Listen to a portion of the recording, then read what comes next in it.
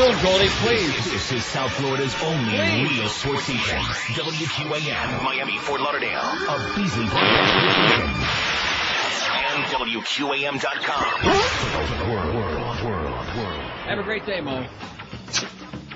Over out the moon, man. Get away and feel the release. Smell the fresh sea air. Take in the unparalleled experience of Cuban rafting on Big Laticat.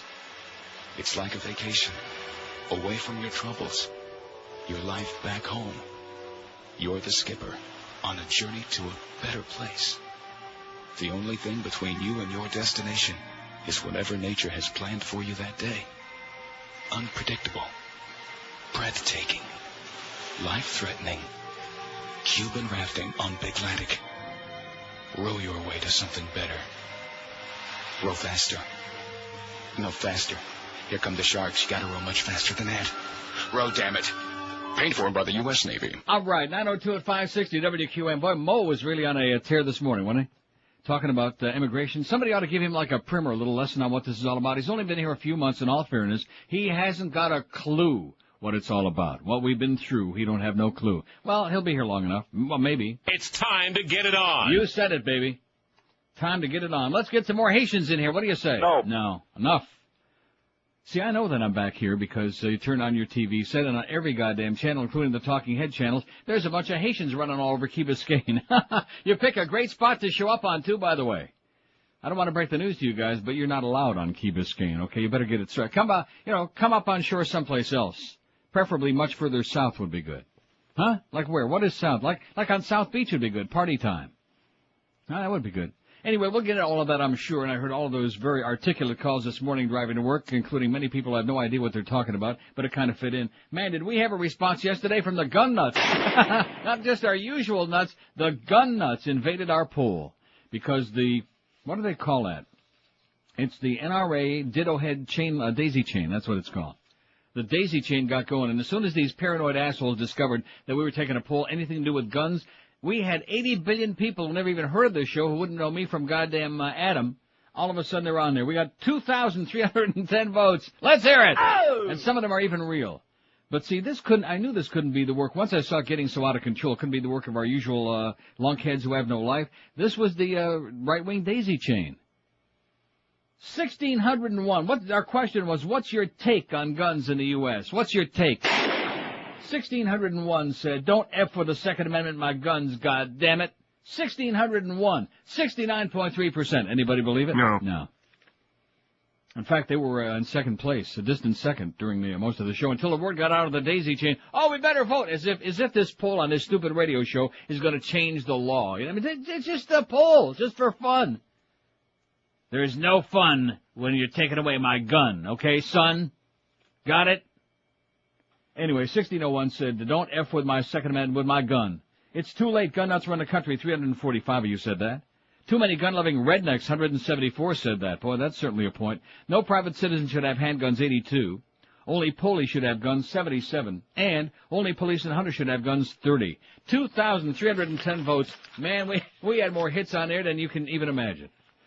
Than are going down at OJ's house. Can you imagine all the hits going on over there? Anyway. So I talked to Eric yesterday, and he says we ought to be doing a Best of Neil CD every 6 months. See, Eric isn't like some of the lazy people we have around here, which I don't want to mention George and Miguel by name. Also, Petey Lenny, I don't see no champion light. See this? Last half a bottle there. So I'm going to start bringing my own stuff in here. This sales department, man, I tell you, they went to Vegas for a few days, and right away, we're back here, but we're not going to do nothing. He's busy doing his Red Ruffin sore spots. He can't be bothered to bringing me the champion light. Well, when you're dealing with neurotic salespeople, don't ask. Just bring your own crap in. So anyway, Eric says he'd be willing to do one every 6 months. See, because now that it's on the website there like that, it can just stay on there. We don't have to have like any deadline. I'd like to raise a lot more money for Abandoned Pet Rescue. It's a good charity. We raised plenty of cash from last year, and I say let's do it again. Carlos says no problem. No problem. No problem. And then as far as Miguel is concerned, who obviously is so lazy he don't want to get involved, he don't have to be involved.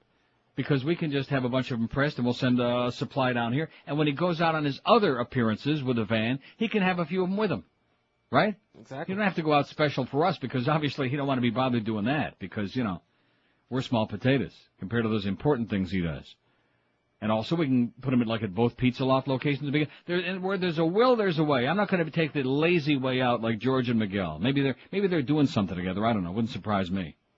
Wouldn't surprise me at all. Also, we got another little crisis before we talk about Haitians. Oh, bad news, boys and girls. Very bad news. First of all, Smallville last night I thought was pretty weak. I'm so tired about John and Martha Kent, the schleppers, and they haven't got any money, and she has to get Grandpa with a check. I don't know.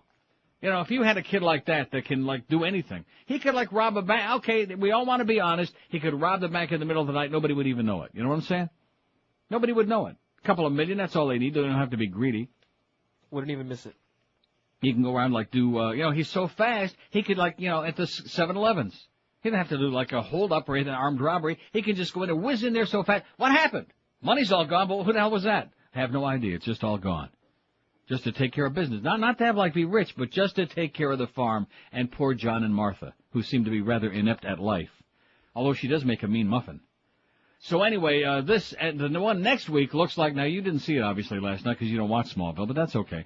But the preview for the one next week is a must-watch for next Tuesday night. Man, heavy duty as they just seem to all discover his secret, and some woman comes along who claims to be Clark's real mother, and they order a DNA test, and oh my God, woo! Heavy duty on Smallville. Oh my God. Next Tuesday, right.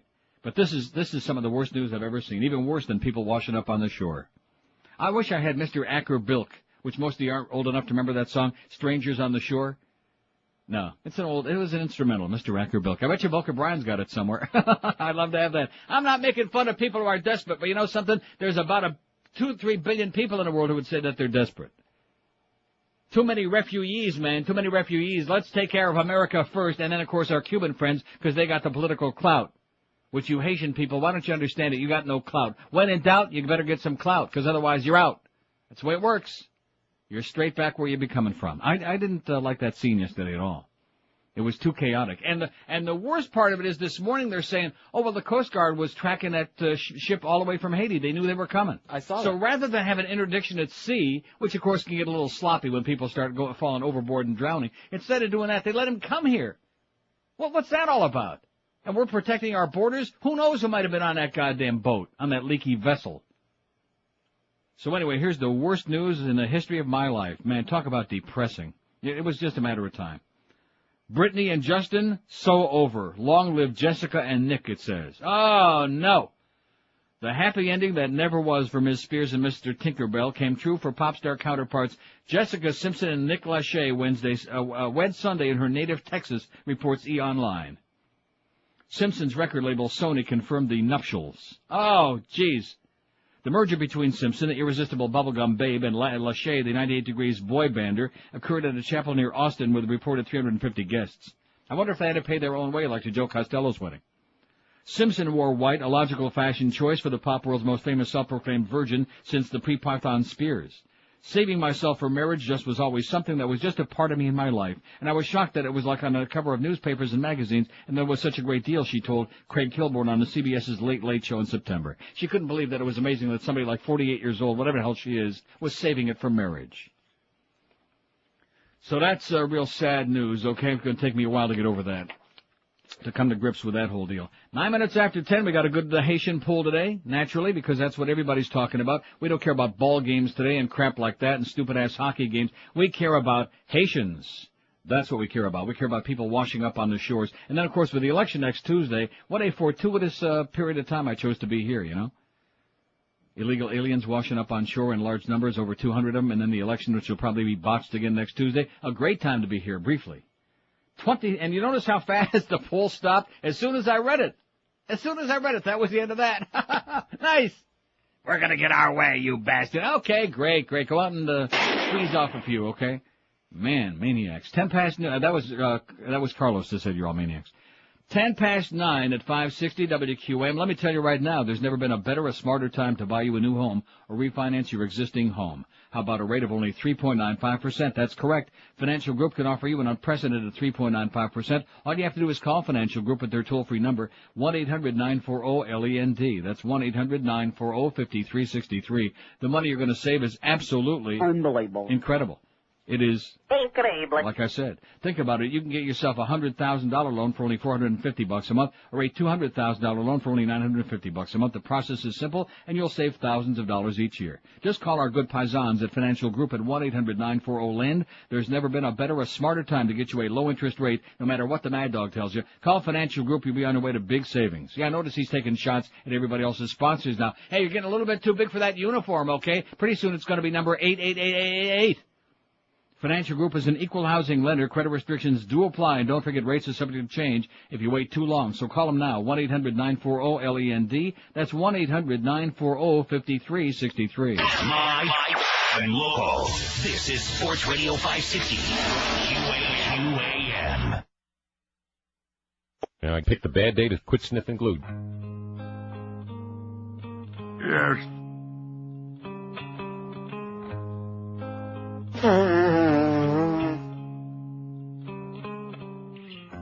Sing my song, but you're not looking at my mouth. You stare so long at something that's a bit further south. And it's not my face where both your eyes go looking. Right under my clothes is my biggest asset. Rectum. Underneath my clothes, there's a great big booty, bigger than J-Lo's, is my huge patootie, and that is why nobody cares that I sing so friggin' funny.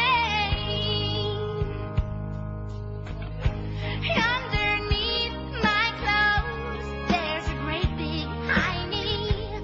When I strike a pose, it's anything but tiny, so nobody notices that I sing so friggin' funny, and I sing so friggin' funny.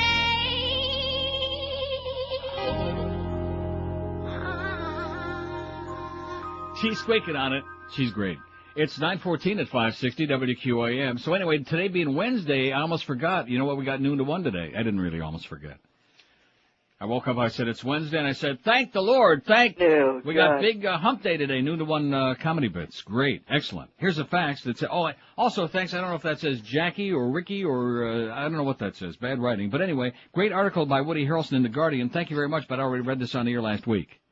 It's very long, and I already read it on the air about Woodman and Woody and Woodman and et cetera. Thank you very much, though, for wasting 5 pages of fact. For sending me that. No, the intentions were good. How they can't listen every minute, every day, God damn it, which is unfortunate. Here's our poll question today before we get any further. I don't want to diddle around with a lot of, got too much stuff here. And also yesterday, and it's your fault, Carlos, I'll blame you. Okay. Yesterday was Tuesday. I forgot Tabloid Tuesday. I didn't do any of my tabloid. And you want to know why? I couldn't have done it anyway because I didn't get the tabloids. I went over to Walgreens last night. I noticed Marcy wasn't working, but I went over to Walgreens and picked up all the tabloids. I got a Robert Blake exclusive, John Bonet exclusive, another one about her handwriting matches, gay leading men. Oh, just all kinds of heavy-duty stuff a little later on. So it's going to be a pressure-packed. Can you smell it? A pressure-packed Wednesday. Where is everybody, by the way? Where's Clarence? Where's Muff? Huh? Where's that rating book that was supposed to come in yesterday that never showed up? Where's my Champion Light? I think we're all alone in here today. I think they must be out there consorting with the Mo Man. Here's the poll. Where the hell is it? Do I have a poll? I got one here somewhere. Oh, here it is. What's your take on the 200-plus Haitians who made it here Tuesday? What's your take? I got 1, 2, 3, 4, 5 choices for you. Okay? What's your take? They should be sent back immediately. They should all, and I faxed this already to Eric, so just relax, Carlos. Everything's under control. They should be allowed to stay. They should be allowed to apply for political asylum. Only Cubans should be allowed to stay when they reach the U.S. Or no more refugees. Close the gates with 3 exclamation points. Close the gates! Oh! I will tell you how I'm going to vote. Close the gate. I'm sorry. So anyway, well, you see, we got this. There's something like I said before. Cubans have political clout. They got 14 different Diaz Balarts, and they got Ileana Gross, Rosanna Dana, and all these other clowns in there. So they got political clout, baby. They got Armando Gutierrez with his big fat pupik, and they got all these guys. The Haitians, on the other hand, have got a couple of flunky lawyers, and that's it. No political clout. In addition to which, when anybody comes here under those circumstances, you can't just be running off into the woods like that because when you come from a society like, and I'm not knocking Haiti, but the fact of the matter is poverty is rampant there and filth and squalor, and so there are a lot of people there with disease, you know, like old-time diseases that we thought we got rid of a few years ago, like tuberculosis, just as an example. And to have these people kind of running loose there through Key Biscayne, as desperate as they are, is a little bit unsettling, you know, to anybody with a half a brain. This ain't the way that immigration is supposed to work. That's just not the way it's supposed to be done. And especially at a time when we're supposed to be so careful about who's coming in here, we're so cautious about protecting our borders because we got terrorists looking to do us evildoers. And the Coast Guard they were plotting the course of this ship, and they knew it was coming all the way, every inch of the way. And they did nothing until they just about got here, and then they all jumped out, which is showing for the 8-minute time again on there with Miss Mark Potter. She's all whipped up to a frenzy. And there they are jumping into that pickup truck. Hey, surprise! New cargo for you, baby. Man, that must have been a little bit gamey, you know. What's your take on the 200-plus Haitians who made it here Tuesday? They should be sent back immediately. They should all be allowed to stay. They should be allowed to apply for political asylum. Only Cubans should be allowed to stay when they reach the U.S. Let's hear it for those Cubans, goddammit! Oh! They've taken over, so let's be subservient. Let's suck up to our Cuban friends, if we have any. Besides Carlos. No more refugees, close the gates is the last choice. Let's see, let me vote on the thing here. Of course, it's a tough choice for me. Let's see, what is it? No more refugees? Okay. Here's a fax that says, thought of the day, Haitians everywhere. Did anybody tell the Haitians that they jumped into the dirtiest water filled with human and animal waste, equals Schmidt, not fit for human swimmers? I guess nobody told them that, and probably they're familiar with that based on the conditions back where they live. That could only be an improvement. Do you remember Rick and Suds' Instrumental Man? No, I do not. They would talk about rock and roll songs. 2 minutes later, they'd pick up the phone and hear the song. Bring back Rick and Suds and the Bird, no more Mo, says this faxer. How do you like that? No more Mo. It's time to get it on. You better get with it, mister. Don't be knocking Mo. Next, you'll be knocking the Cubans, too, okay? Don't be stepping on our buddies. Refugees' arrival rekindles debate on Haiti policy, it says here. And then I heard Mo going on this morning about, these people are scared to death. They're scared for their lives is why they left. They're not scared for their lives. They're economic refugees, man. They're refugees, economic. It's got nothing to do with politics. These people aren't scared for their lives. Just like all those people that come schlepping here from Latin America because the Pope keeps making all them schleppers make 8 and 10 and 15 babies, and they got no work for those people. They're not pouring across the border because they're political refugees. They're economic refugees. And at a time when we got this high unemployment now, and we got all these people working for peanuts on top of that who don't even show up in the unemployment numbers, like Carlos, who can't even get paid. When we got that kind of a situation, this business about just continuing to let this unregulated flow of people come in here, can't do it, baby. I told you this 25 years ago. The inn is full. No room at the inn, unless it's the Virgin Mary and Joseph. That's it. Nobody else. Put a lid on it for like 5 years, and let's start taking care of our own people. Let's build up from within instead of like continuing to weaken ourselves, which is what we do the best. If we really are so serious about protecting the integrity of the borders of this country, which has always been a big joke, it's always been a big grandstand BS bunch of crap. So the poll is up. And, of course, let's face it, the Cubans also, most of them, are not political refugees. I mean, this business about Fidel, he's bad, and communism is bad. We understand that, but they're economic refugees. They lost everything they had. The ones, of course, those people all came here in the 60s. Those already came over here. Because the ones who are there right now, most of them never had anything in the first place, which is why they're desperate to come over here so they can at least get a Happy Meal. Because once Elian and Daddy told them about that Happy Meal, they want it. If McDonald's would just start building... See, that's the other thing. If Bush would stop pandering to all you Cubans out there, you're going to vote for him anyway. If they would go along with Congress, which now overwhelmingly says, let's get rid of this damn embargo, okay? It didn't work for 43 years. Let's open things up a little bit because it worked in other places. And let's, export some of our poison over there like McDonald's and Burger King. There you go. And then everybody can get their own Happy Meal, and they'll stop schlepping on goddamn rubber rafts and coming here. And moving into goddamn plantation. Boy, I'll tell you, it's just, it's just the way it is. This is what it is. This is just what it is. Look at those phones. They're smoking, aren't they? Not. I guess they all got it out of their system calling Mo about the Haitian refugees. You just can't stay. That's all there is to it, okay? You cannot stay here. You got to go back. You're not. No, they're not. They're not seeking political asylum. And I think they should give them real quick hearings, like about 20, 30 seconds. And then that's about it. And put them all on a boat, feed them. They give them water. And whatever they had yesterday is better than whatever they've been eating over there, I'll tell you that. And also, before they go back, you're sewing the baseballs too tight, okay? You're sewing them too... No, that's why we get like 65 and 70 home runs from these guys. And Barry Bonds is 100 years old. He's hitting like 72 home runs. They're sewing the baseballs too tight. They're like golf balls now, guys. Get it right. Maybe if you get it right, we'll let you come back. Couple of you. But so the baseball's right. 567-0560, pound 560 on the AT&T and Verizon line. I got a great fax here, too, when I came in today. An excellent fax, which I'll get to. And a couple of good articles. Maureen Dowd's got another good column. Some of my bedtime stories. You know, periodicals on audio. Not too much of that, though, anymore. We want to get some heavy-duty phone response here. Look at that. We're not getting it. WQAM. Morning, Neil. Yes, sir. Did anybody ever tell you why they call them Haitians? WQAM. QAM. Nobody there. 567-0560, pound 560 on the AT. See, I thought I would take like a couple of segments here and hear what these people have to say about it. But evidently, as you look at that, 46 votes all there already. No more refugees. Close the gates. 27 of us said that. Oh, did I say that of us? They should be sent back immediately, 8. They should be allowed to apply for political asylum, 7. Only Cubans should be allowed to stay when they reach the U.S., 3. I wonder who those people were. And they should be allowed to stay, 1. 1. That was probably, what the hell's that goddamn attorney's name? Not the one I had on yesterday, the one, the professional, what the hell's that attorney's name? He used to defend the Haitians all the time. Been out of the news for a long time. Now it's Kendall Coffey's on there like every 5 minutes. He's on there for this. He's on there for that. Kendall Coffey, another professional media hound. Oh, every 2 minutes he's on. WQAM. Kendall Coffey's the one that bit that stripper right in the butt. Yeah, that's right. If you remember yes, that. I do. That attorney you're looking for, her last name is Little. No, this was a guy. Oh. Hey, it's not just the Haitians. It's everybody migrating to South Florida to make it a big toilet. Mm-hmm. It's not just that group of people, but I agree. They need to go back. Of course. They're a blight on the economy here in South Florida. And haven't you asked yourself why the Coast Guard didn't interdict this boat at sea and turn it around? That's a good question. I hadn't heard that before, but if they knew that and allowed them and didn't set up for the police to intercept these people, that's ridiculous. And then, of course, to be scattering on a causeway there in Key Biscayne and running all over the damn place, that's a wonderful way to have immigration policy running.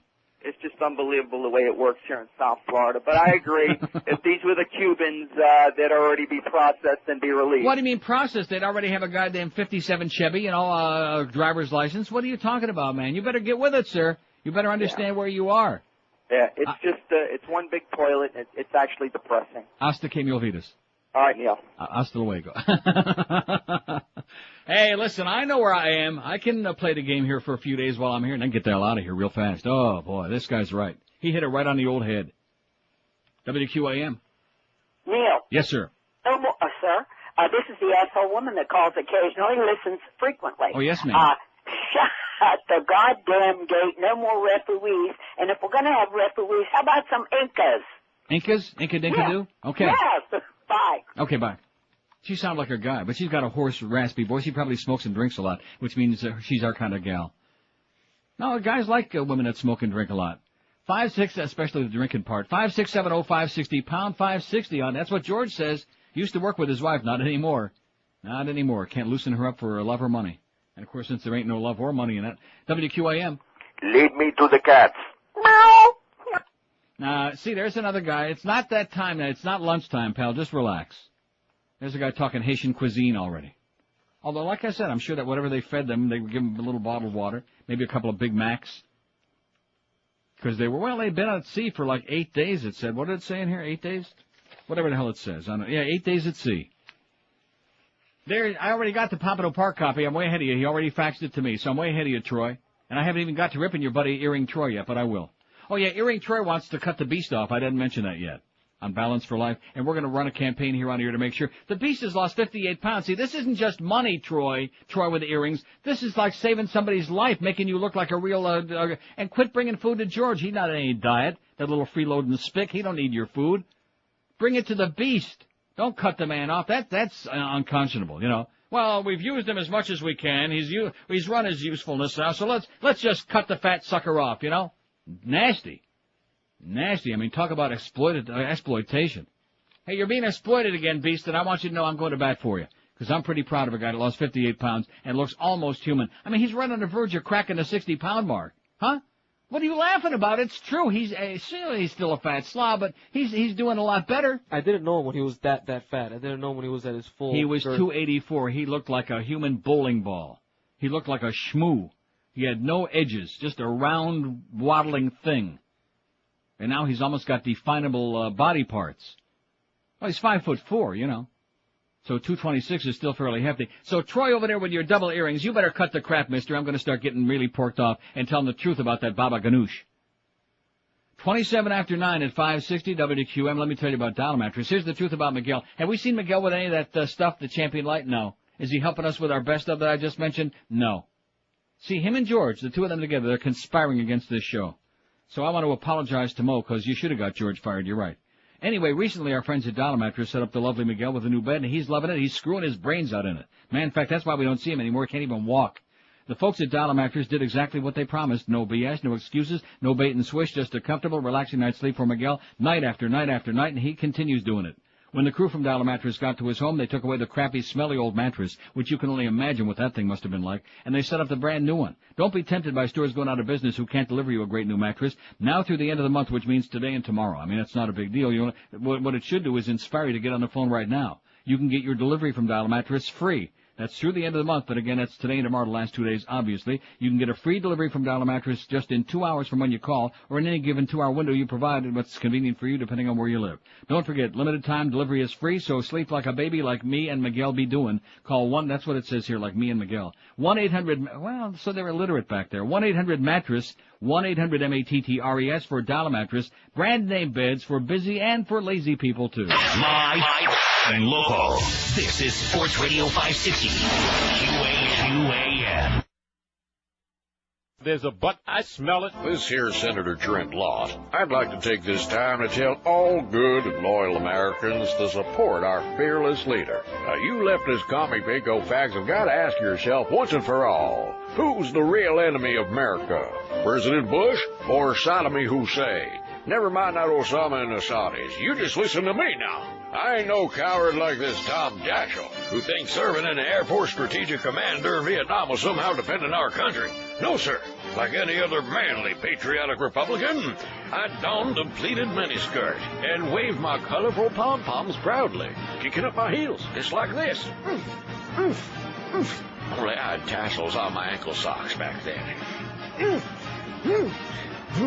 I'm too old to do a split anymore. But I can still wave festive plumage. Rah, rah, sis boom ball. Hold them back, hold them back, hold them back. Yay, Bush. Oh, that takes me back. This message paid for by corporate media giants who brainwash your stupid ass. He sure swings a mean pom-pom, that Trent, I'll tell you. 9:33 at 568. No Trent Green, no, I'll guarantee you. Ira Kurzban, that's the name I was trying to think of. What are you nodding your head? You don't know who that is. No, Ira Kurzban was he's shorter than you. About a 2-foot-tall midget lawyer who always was defending the Haitians. And I'm not knocking him. I mean, he was, he just had a cause, and he had a good point. But I guess he's small potatoes, or maybe he's not around anymore, or maybe Kendall Coffey is just too much of a media whore, and he's on there all the time now. We don't see poor Ira. Let's see Ira Kurzban. What do you say? No. WQAM. QAM, hello. Hey, hello? Yes, sir. Hey, Neil. Yeah. I've been listening to you for a long time. I can't believe what you said. My point is, how do they allow these people to get so close? Although I'm from Haiti, the policy is wrong. As soon as they close and they get in, they should let them stay. Say what? You are saying that they should take all of them back. Okay. He said you should send them all back. That's my translation, okay? He had a bad connection, okay? It's not that he can't speak English. I wonder where he was from. I didn't really want to ask. 5670560. Come on, what do you folks out there say? We got a lot of calls on there, but I want to see a little emotion from these people down here. What are we going to do finally? We're going to finally put an end to all this crap, this insanity that goes on here, or just are you so used to it you don't care anymore? Do you care? No. I don't. I'm getting out of here. 104 votes already. Holy cow. And these aren't the NRA crowd either. You see, because now,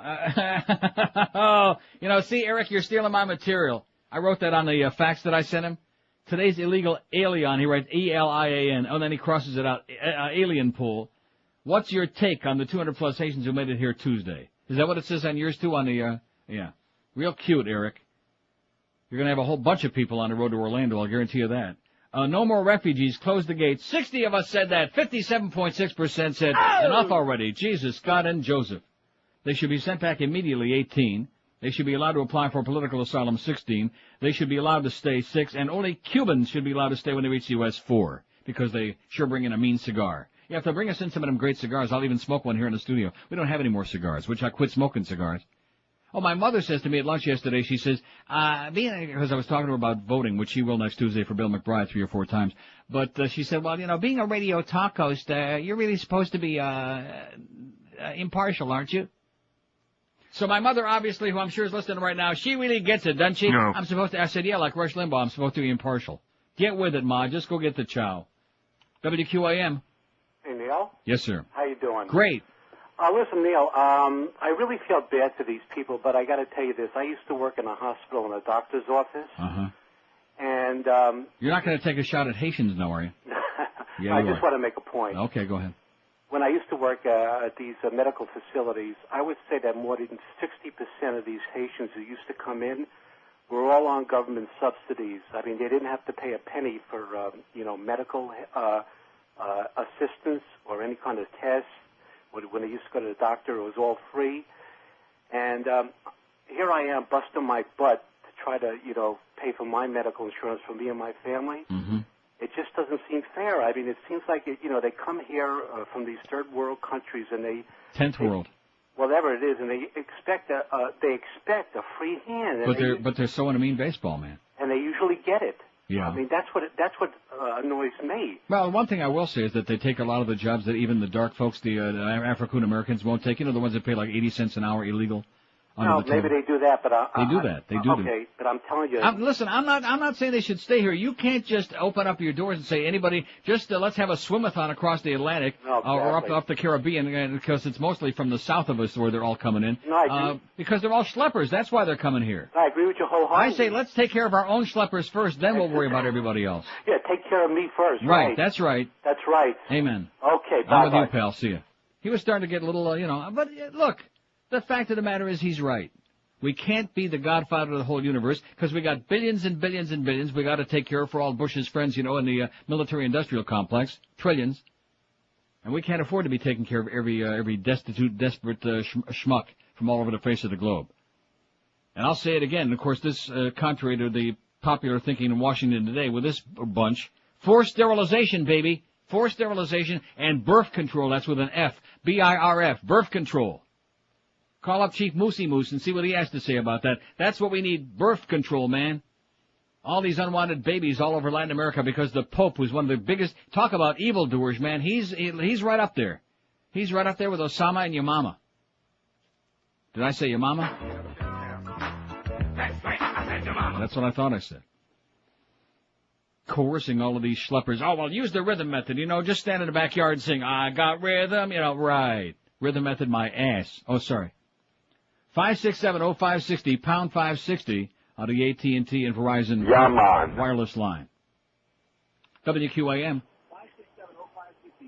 QAM, yes, sir. Neil God. Yes, Haitian request line. Hey, you know what? What? They shipped them out from the Bahamas, man. We don't need any more cab drivers. We got plenty. Okay, thanks.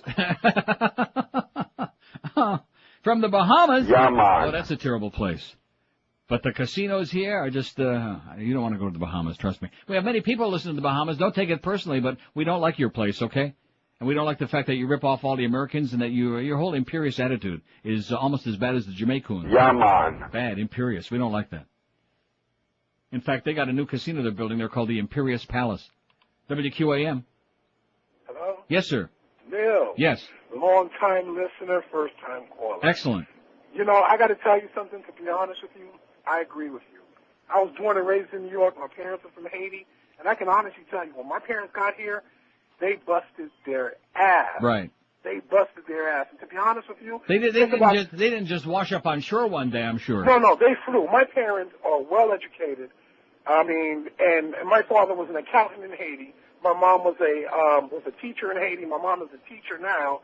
I mean, I'm a college graduate, and I can tell you right now, I honestly, if they stay, I mean, if the Cubans could stay, they should stay. But if they have to go, it's about time the Cubans go. It's about time they hit the road. And you know what? And I know there are a lot of people out there who probably don't agree with me, but I can tell you right now, if the Cubans can stay, they should stay. And if they have to go, the Cubans have to go. No, Even Carlos is applauding to that.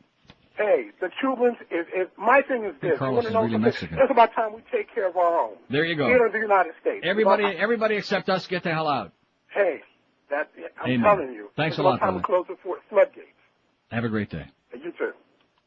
153 votes, man. They're pouring in on this poll today. I knew they would, because this is something that really, really gets people rattled here in South Florida. This incessant. We're always the victim because of our geographical location, because of this hanging peninsula that droops down there into the Caribbean and the whatever.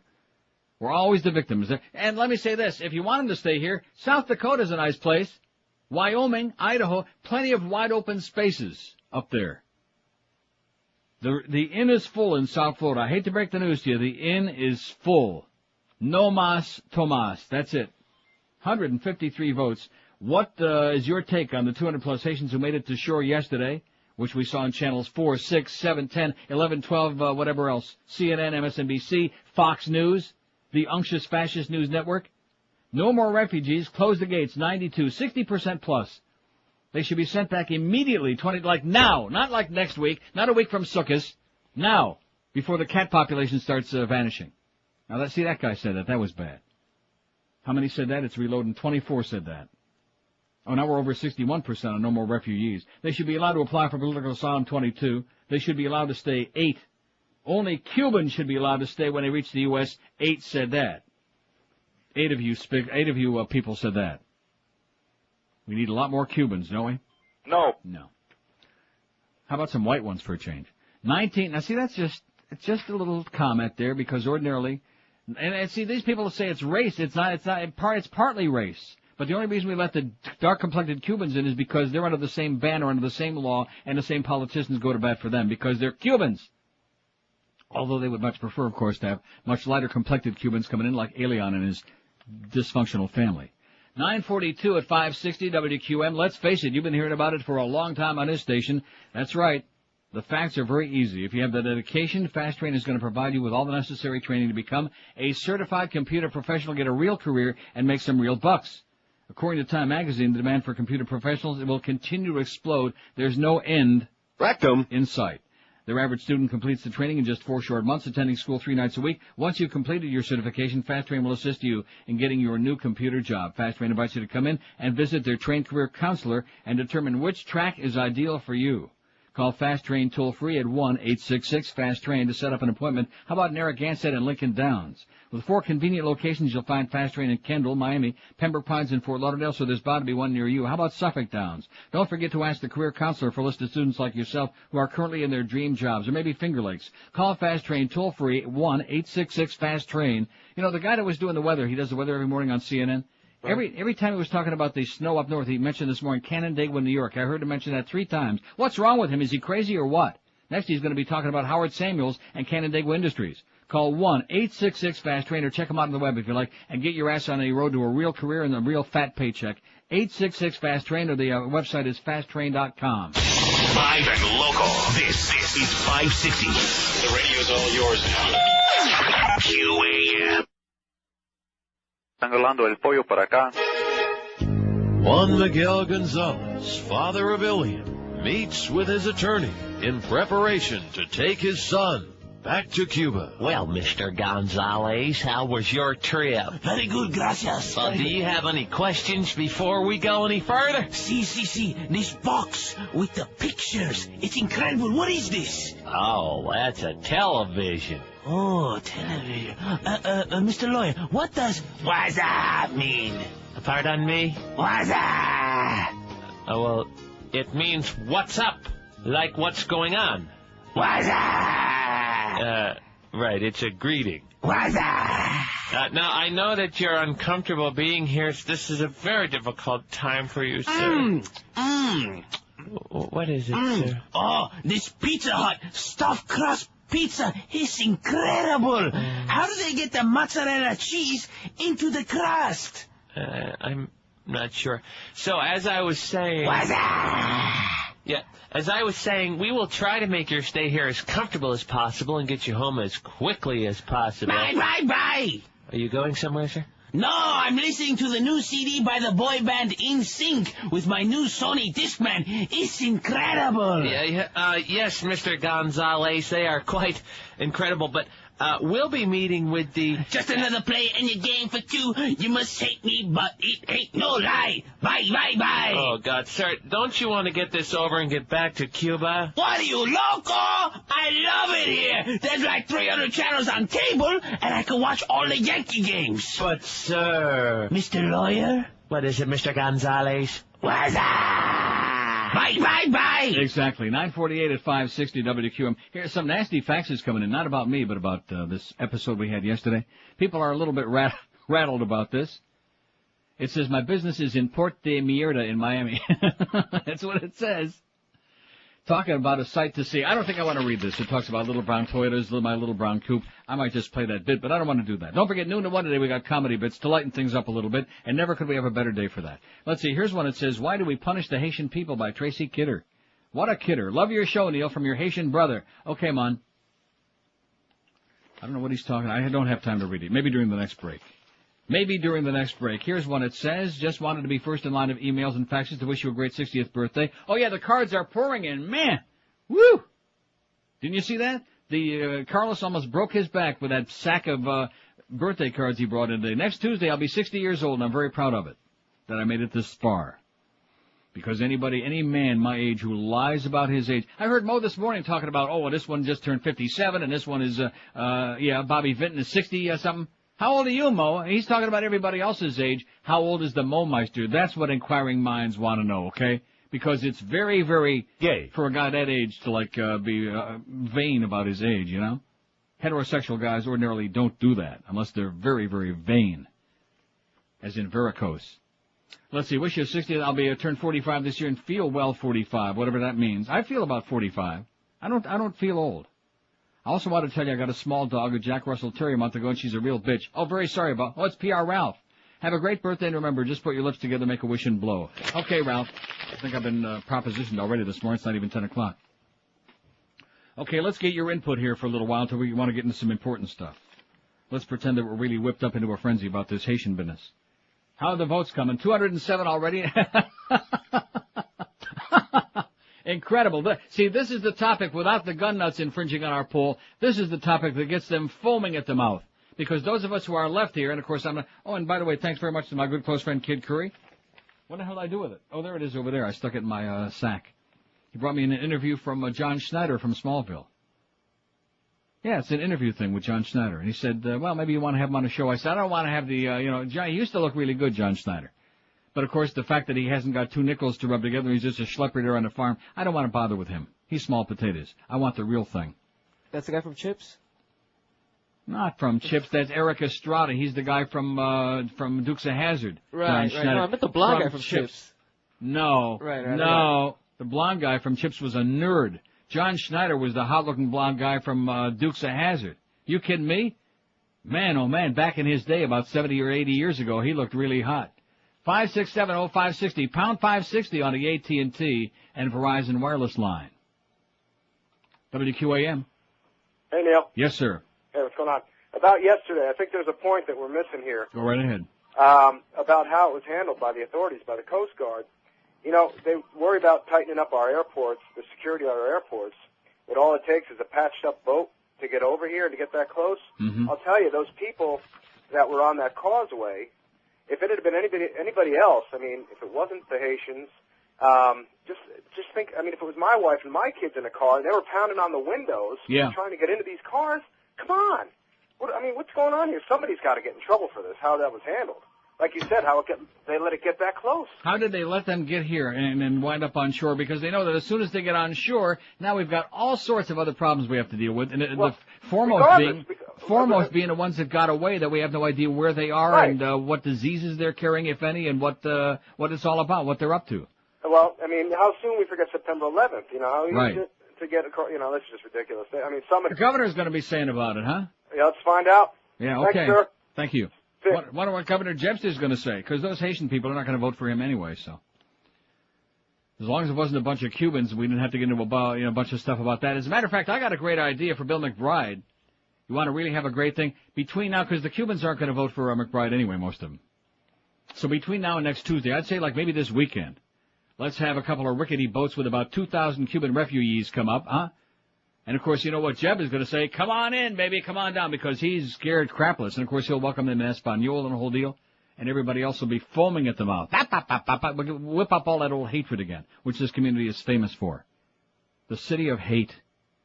They hate each other, and we all hate to live here. Well, not all of us. It is paradise, though. WQAM. Hello, Neil. Yes, sir.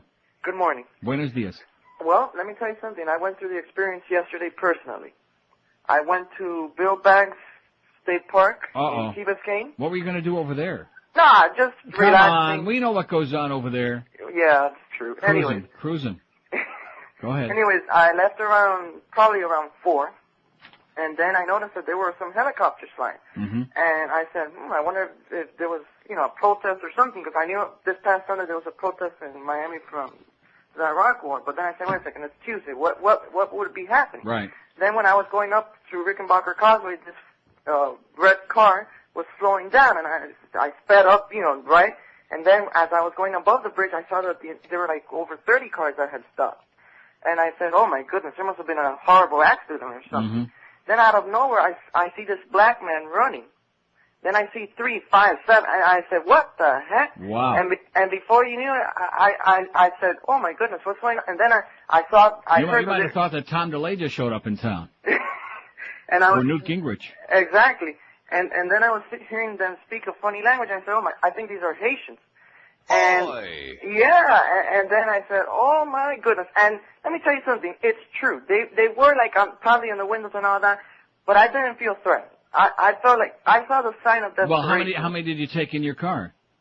Well, the thing is, I didn't have a pickup truck. No, but I mean, you got how many? No, let me tell you something. I could have easily put 5 or 6 in my car. 5 or 6, you could have jammed them in there. Maybe a couple in the trunk. They could have drilled some holes in the back of the trunk. Exactly.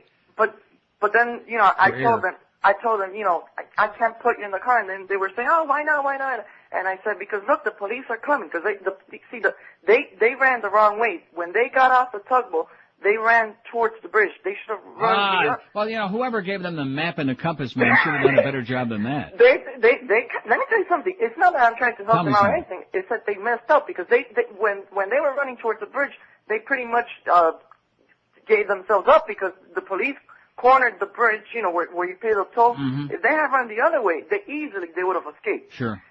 But and some of the Haitians, I told them, I wish I could help you, but I'll tell you one thing, I never through the entire ordeal, which lasted for me about 45 minutes, I've never been stuck so long like that on that bridge. Throughout that entire ordeal, I never felt threatened. Probably screwed up your whole date, afternoon. It did, but I actually felt sad. In fact, I had a couple of tears in my eyes because I'm seeing these people, like, they're so desperate. And I will tell you Look, I understand what you're saying, but let me ask you this. Yes. How many desperate people do you think there are? Forget about the rest of the world. Just in the Western Hemisphere, how many million desperate people do you think there are? Oh, more than what we can count. I mean, even within our own... just within a 5-block radius of where we're sitting, we got a lot of desperate people. Exactly. Between here and the stadium. Exactly, that's true. Yeah. I mean, but I'll tell you one thing. I think you read an article saying that there were like 8 days at sea. Mm-hmm. Absolutely not true, because I looked at them. They didn't have any blisters on their skin, anything. Well, you know what that means, don't you? Smuggling operation. That's right. Yeah. So, which is, now overwhelming. That's what it was. My last comment is, because I went that to a personal basis, I'm a little bit biased than I guess the rest of the audience. So I guess I would say let them stay. Okay. That's because I went through it, Neil. I mean, let me tell you something. It's something I'm never going to forget. I'll tell you that. Okay, and listen, stay out of that park. Absolutely. Okay, okay, he learned his lesson. See, God was punishing him because he was on that way to the park to do something. I'm not sure. I think I have a pretty good idea. But don't do it again. So he's got some sympathy. He realizes that he was allowed to stay here for some bizarre reason. And why don't let them stay, he says. And, of course, we say, no. I mean, don't take it personally. I mean, there are some very nice Haitian people. I haven't met any yet, but I'm sure that there are. Do you know any Haitian people? Yeah. Do Vlad. you? A lot? Vlad? Oh, you mean our Vlad here. Well, he's a good guy. I didn't know he was Haitian. Yeah. Well, I heard it the other day on the Joan Mark show. Changes a lot of things. 9:56 at 560 WQM. Hey, we all are different. There's black and brown and white and yellow and in between. Anyway, whatever you might be, Oleomed's a product that can help your health because they make a different product to help each different part of your aspect of your health. Oleomed formulas are advanced combinations of pharmaceutical-grade olive oil combined with vitamins, minerals, and herbals. And now they got 3 great new products. There's one to help you sleep, one to help you control your weight, and one called CoQ10, which I've been taking CoQ10 for years. It's a great product for your heart. All using the benefits of the finest and purest olive oil that money can buy. Oleomed's an exciting, a great, and effective new product. If you want to pick it up, you can do so at Publix, Eckerd's, Walgreens, or get more info by calling their toll-free number. Call 1-866-OLEOMED. That's 1-866-653-6633. You can order their products online if you like at oleomedamerica.com. If you visit your nearest Publix and buy an Oleomed product in Data Broward, you can get you a coupon for a free Larry Coker bobblehead doll while they last. I'm just blown away by that. And don't forget to visit their sampling pavilion at Sports Center every Sunday when the Dolphins will be playing home. Pick up free Oleomed samples and product information and improve your health by popping some in your puss today. We're Sports Radio 560 QAM. Esta Canadá, judío bastardo. It's my little round coop. I'm so proud what I got. I'm so proud what I got. It pleases me to brag about, so don't put me down. I must tell you of my car that's metallic brown. It has a hole in the trunk and a dent in the door. And you can see the road through the hole in the floor. It's my little round coupe. I'm so proud what I got. I'm so proud what I got. It's an 82 Corolla with one headlight. So when it gets dark, I get to use my bright. When something breaks down, no, it's not hard to fix. Cause duct tape and baling wire does the trick. It's my little round coupe. Oh! I'm so proud what I got. I'm so proud what I got. I never knew how to drive a car before, but they handed me the keys when I got to shore. And if that ain't enough to make you really flip, there's one more thing. I got no brakes, sorry. It fills up with water on a rainy day. But the tape on the window seems to work okay. The front wheels start to shake when I try to steer. And I can't get it out of second gear. It's my little round coupe. I'm so proud what I got. I'm so proud what I got. It's my little round coupe. I'm so proud what I got. I'm so proud. 10:01 at 560 WQAM 5670560 pound 560 on the AT&T line. I'd like to send a message to all our good friends at CNN, which they do listen at the Miami Bureau. We do have some friends at CNN. Not too many, a couple. I don't want to say that your network is getting increasingly irresponsible and desperate. Yesterday, you remember did you see the story about the FedEx truck that blew up in St. Louis? Yeah, I heard about it. So CNN reports this story. They've got no information. They've got the live from the local affiliate there. They got the live camera feed, so we're watching the mess all over the highway and all this. And nobody got even injured in that, by the way. A miracle. But anyway, so they're speculating, well, we're checking to see if this is any terrorism involved. And guy got run into by a little brown coupe or a little red coupe, whatever the hell the car was, blew him off the goddamn road, blew up the goddamn gas tank, and that's the reason for the explosion, the FedEx truck. There was no terrorism involved. There was no chemical weapons. No biological weapons were dispersed. No end of the world. You know what I'm saying? You assholes at CNN?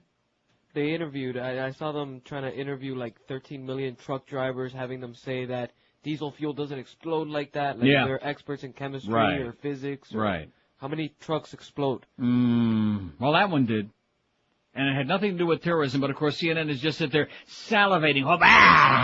Here's the end of the world brought to you by Exxon on CNN. They just can't wait for it. Full man at the mouth. The Williams Arena in the Minneapolis area. The overflow crowd well over the 20,000 who would... Oh, that's right. Walter Mondale's going to file today. See, that's going to show some of you right-wingers a thing or two. We're bringing back all the old Democrats. That's about the last thing we can do. Bring back all the old dead guys. Lautenberg, Mondale. Wait till Hubert Humphrey comes back and runs again. Here's a fax that greeted me this morning when I came in, because I see we're all done on that Haitian thing, and that's fine because I got a lot of stuff here. Let a little steam out. It says, Dear Neil, as a long-time listener, it was good to listen to your diatribe about today's show. It was full of the old Neil, righteous outrage, honesty, piss, and vinegar. Oh, we can't say vinegar on the air, sir. I, like you, spend a good deal of the year in Europe. While I share many of your frustrations and opinions regarding the misdirected, ignorant priorities of this violence-obsessed country, its moronic people, and alleged culture, I must take some exception in regard to your political leanings.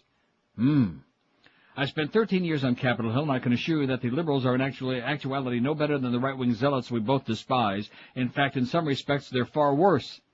At least with the conservatives, we know we're going to get effed, while the limousine liberal crowd plays to the frustrations, anxieties, and fears of the so-called downtrodden by spouting the same old refrain, we want to help you. What they're really saying is they want to help themselves to us in order to gain and maintain their power. Watching the so-called memorial to Paul Wellstone conjured up the disgusting images of the treacherous Clintons, the duplicitous Kennedys. Don't misunderstand me. I haven't voted in 20 years and wouldn't vote regardless, since the whole system is hopelessly corrupt. You speak of Bush and the fixing of the 2000 election. Yeah, it was fixed, not through the ballot confusion, but through the disenfranchisement of the black voters, who they were able to delete from the voters list by running statistically incomplete parameters to remove convicted felons. He doesn't mention the people that they stopped from voting who were on the way to the polls just for random, just to hassle them. But then again, so was the West Virginia Democratic Party. See, and sir, I don't disagree with a lot of what you're saying here, but I've already talked about these things. About how the Kennedys fixed the election in 1960. Talked about that until I'm blue in the face, so. The mass confusion in this year's Democratic primary in Dayton-Broward was orchestrated by Democratic leaders through Democratic-appointed election officials sympathetic to McBride, knowing that Reno was a dead duck in the general election. Well, good for them.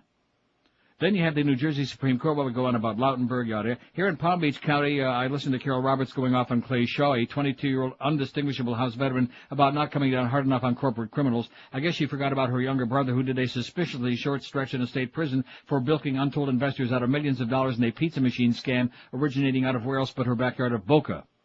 Then he goes on to give me a little lecture about Detroit, as if I don't know Detroit. I know my Detroit, mister. He says, now in Detroit you have a hopelessly moronic young black mayor, 34 I believe, who recently was forced to announce that there were 600,000 registered voters in Motown, up from the previously estimated registry of 350 to 400,000 registered voters only 2 years ago. This while any sane former citizen of D-Town has blown that city for the relative sanity of the suburbs. I know my Detroit, mister. I lived in Southfield, okay? And there's about 10 white people left there. What are you talking about? After writing this, it's becoming startlingly obvious to me why I regret ever having to return here. Now you're getting warmer. Best TR. Well, thank you, TR. You make some good points in there. But you don't have to tell me about corrupt liberals and about the Kennedys. Joe Kennedy was a bigger crook than the Bushes ever dreamed of being, okay? He didn't have to invade foreign countries in order to make more oil money, okay? He did the bootleg thing. He did it right. 568. Are we done with the calls? Because I'll just, I think we are. WQAM. Hello. Yes, sir. I need to speak to Neil Rogers, please. You're speaking to him. Neil, it's Mickey McNichol. Mickey? And it's really me. How are you doing? You used to flush the toilet when you heard my name. I don't have any toilet to flush, Mickey. What are you doing here? I'm coming back to Florida to live. Yeah, well, that's a bad move. That's a bad move. But, of course, you're coming back from Jersey, right? That's a good move. So anywhere from Jersey is a very positive move, right? Yeah, I'm coming back to Pompano. I'm in Pompano right now. You're gonna be, wait a minute, you're going to be driving at Pompano Park? I'm moving back to Jersey. I'm going to be driving in Pompano Park starting next Friday. Oh, my God. Yeah. Wow. But you do remember that you used to flush the toilet. Yeah. You used to flush the toilet when you heard my name. Yeah, this ain't Mickey McNichol. Yeah, Neil, how would I remember that? I don't know. It's Steve Wolf gave me a number. Call him. Steve Wolf, my good close friend. Well, at least it ain't Wally Hennessy calling up anyway. That's an improvement, Mickey. Well, I'm not going to answer to that. But Wally's a good buddy of mine. Just relax. See, he's got a sense of humor, eh? He's got that Canadian sense of humor. Wally's a good guy. Especially when he's driving, he's got a real sense of humor too. But that's another story. You know how that works. I'm not getting into that one. It's good to hear you. Well, it's good to hear. I hear my name, and I'm kind of looking forward to hearing the toilet flushing. Well, maybe I do have one in here. Just a second. Oh, wait a minute. There you go. With an extra long flush. You're as sick as ever, eh? I sure am. I'll see you at the finish line. Okay. Okay, Mickey. Bye, Neil. Bye-bye. That's incredible. Woo! Heavy duty. Mickey McNichol's coming back. Goes to show if we'll let the Haitians in here, we'll let anybody back in. Just a joke, Mickey. So that takes care of our calls today, which is good. You see, we have this big event happen this morning, and if I was planning on taking calls till noon, that's the end of them anyway. They got nothing to say. They're busy voting on the poll, 279 votes. What's your take on the 200-plus Haitians who made it here today? In fact, that'd be a good poll tomorrow, Mickey. What's worse, the Haitians coming in or Mickey McNichol coming back from Jersey? That's an excellent poll. We might do that tomorrow. Anyway, no more refugees. Close the gates, 169, 60.5%.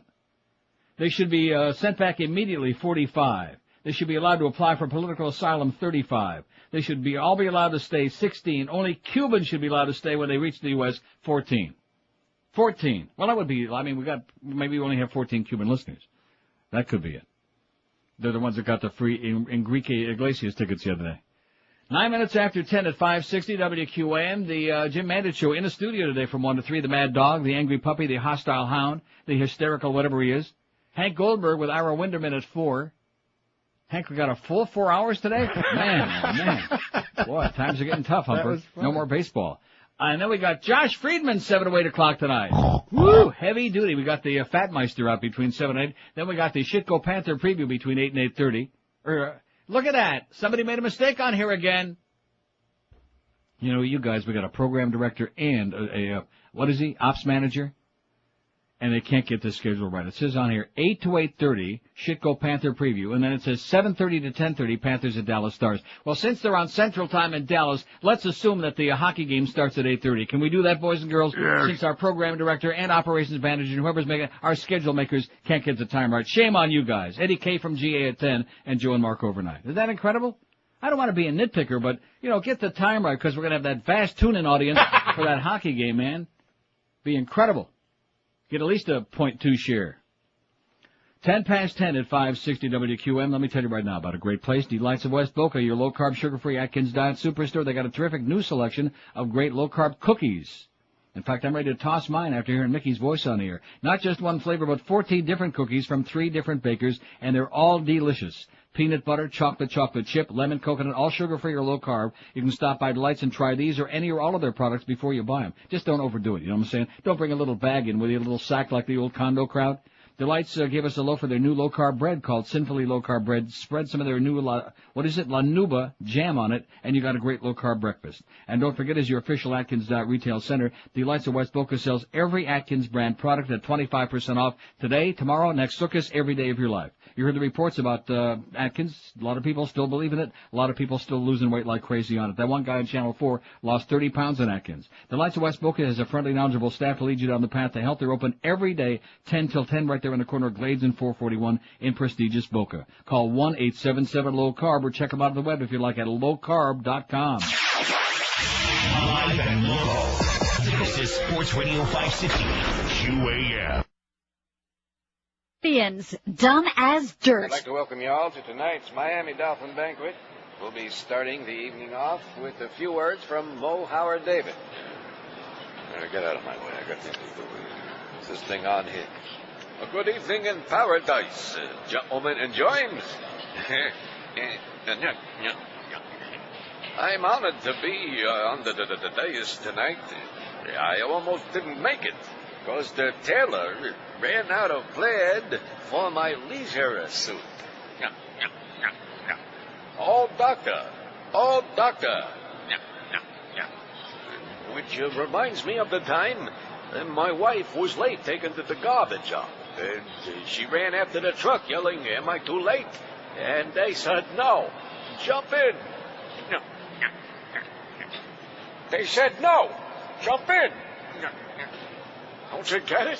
It's great stuff here. I got some good clean humor over here. Why should the queer and the spit get all the laughs? Hey, I'm talking over here. I demand your respect and attention. Now, why don't all you dumb jock bastards just shut the up? If you don't, why, I'll see to it that the organization has you all Hey! Not too good, right now. Hand me, you beast! Now we're paying attention. Come on, fellas, this ain't funny.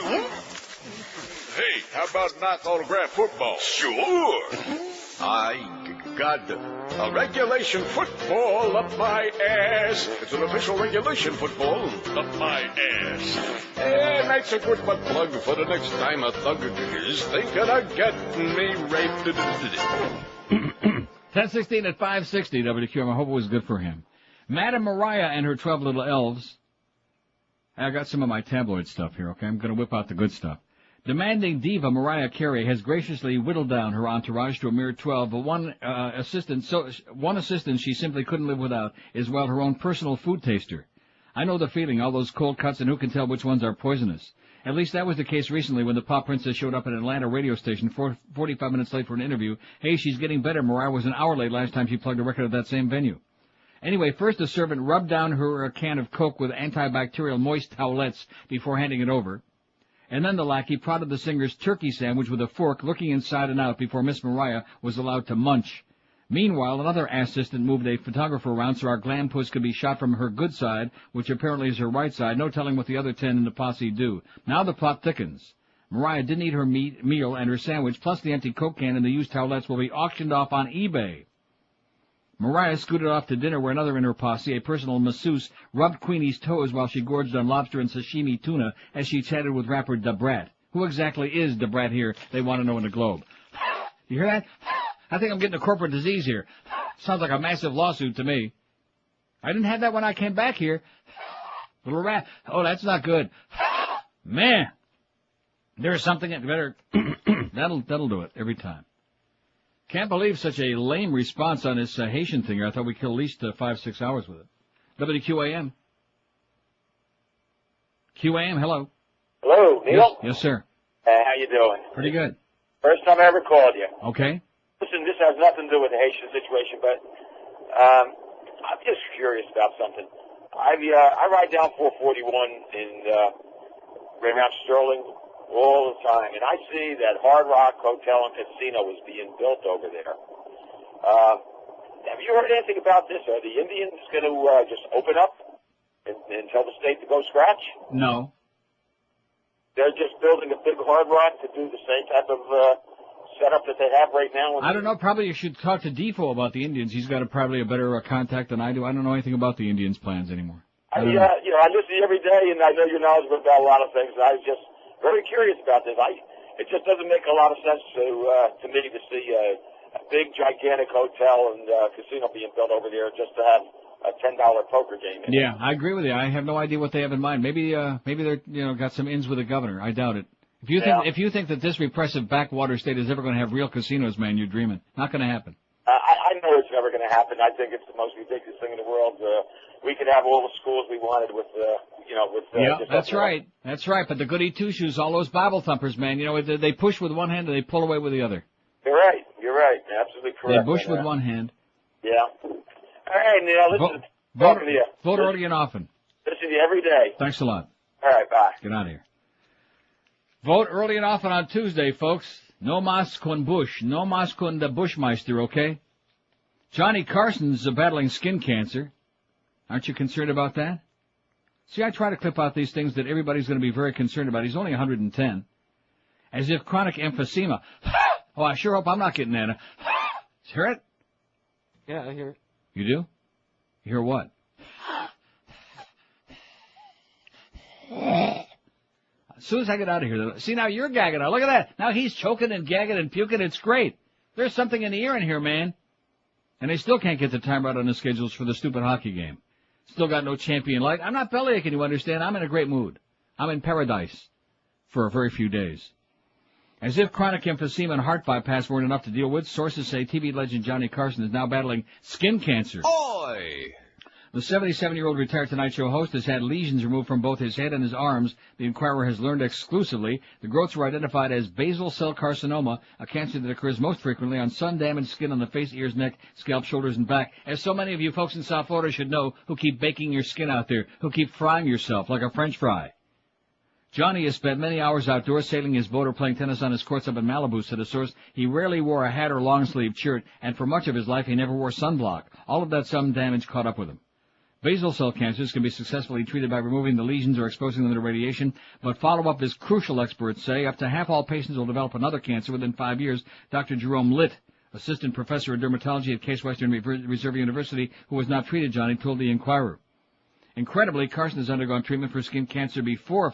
Incredibly. What's incredible about that? See, I love the Inquirer, and usually we can depend on what they got in there, like the story I have a little later on, what's his name, Robert Blake, and one on John Bonet and this and that.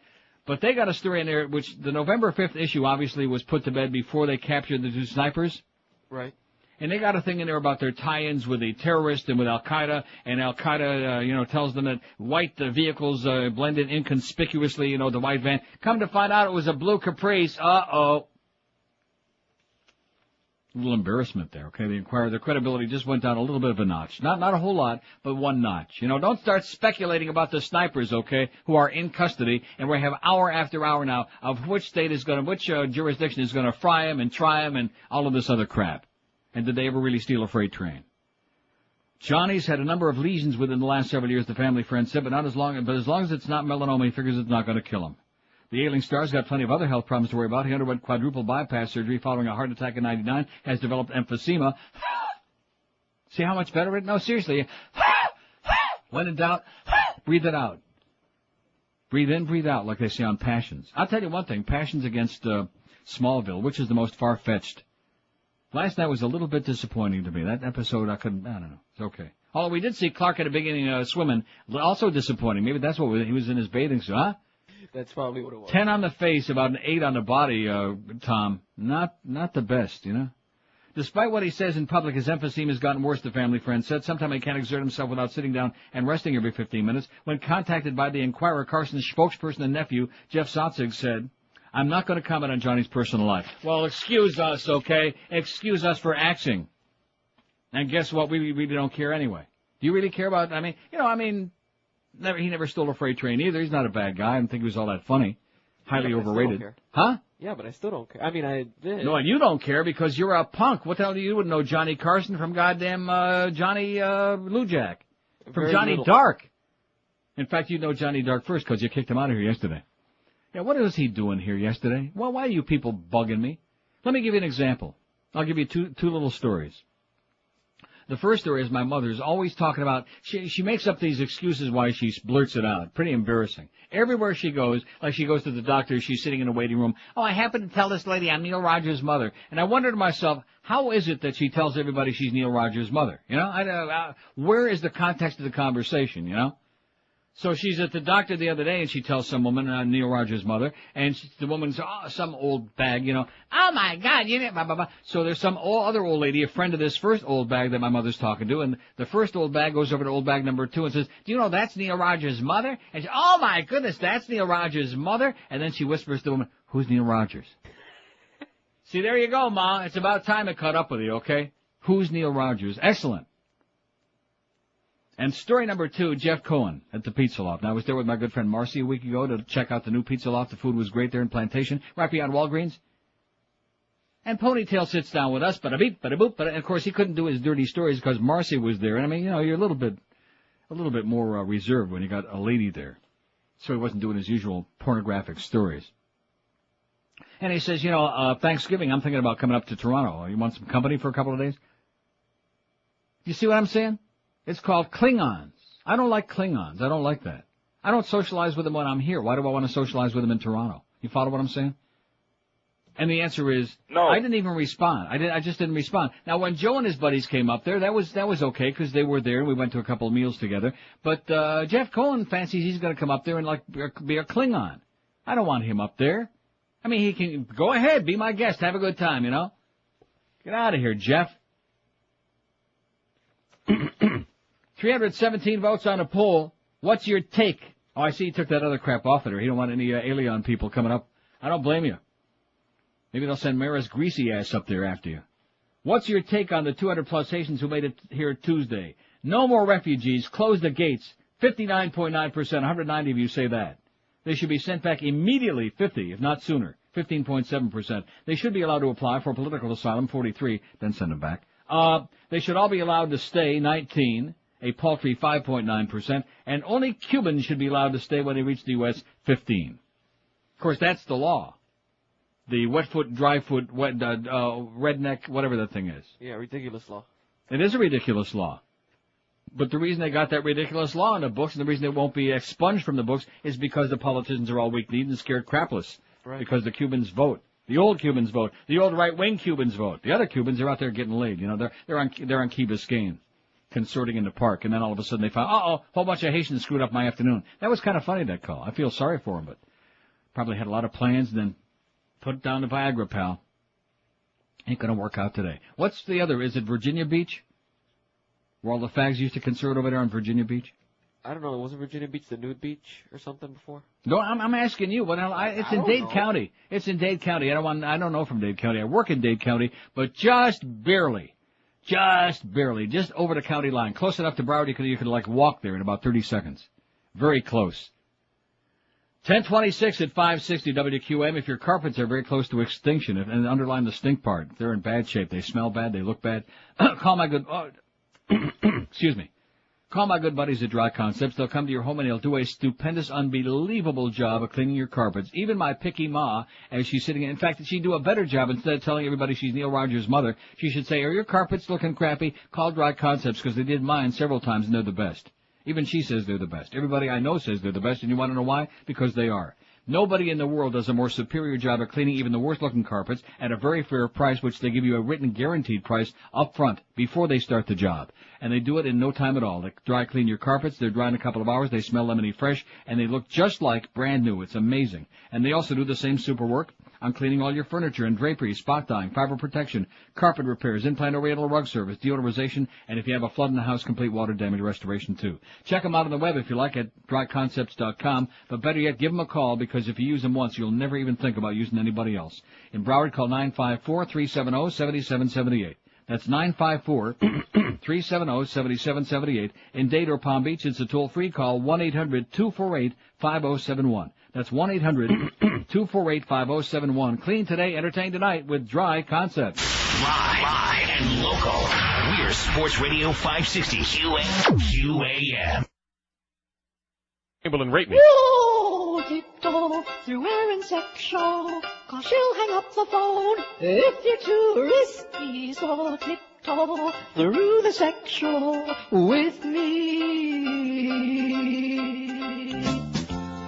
I haven't had a sex life since Erin Summers has been my wife. Oh, tiptoe through Erin section, 'cause she'll hang up the phone if you're too risky. So tiptoe through the section with me.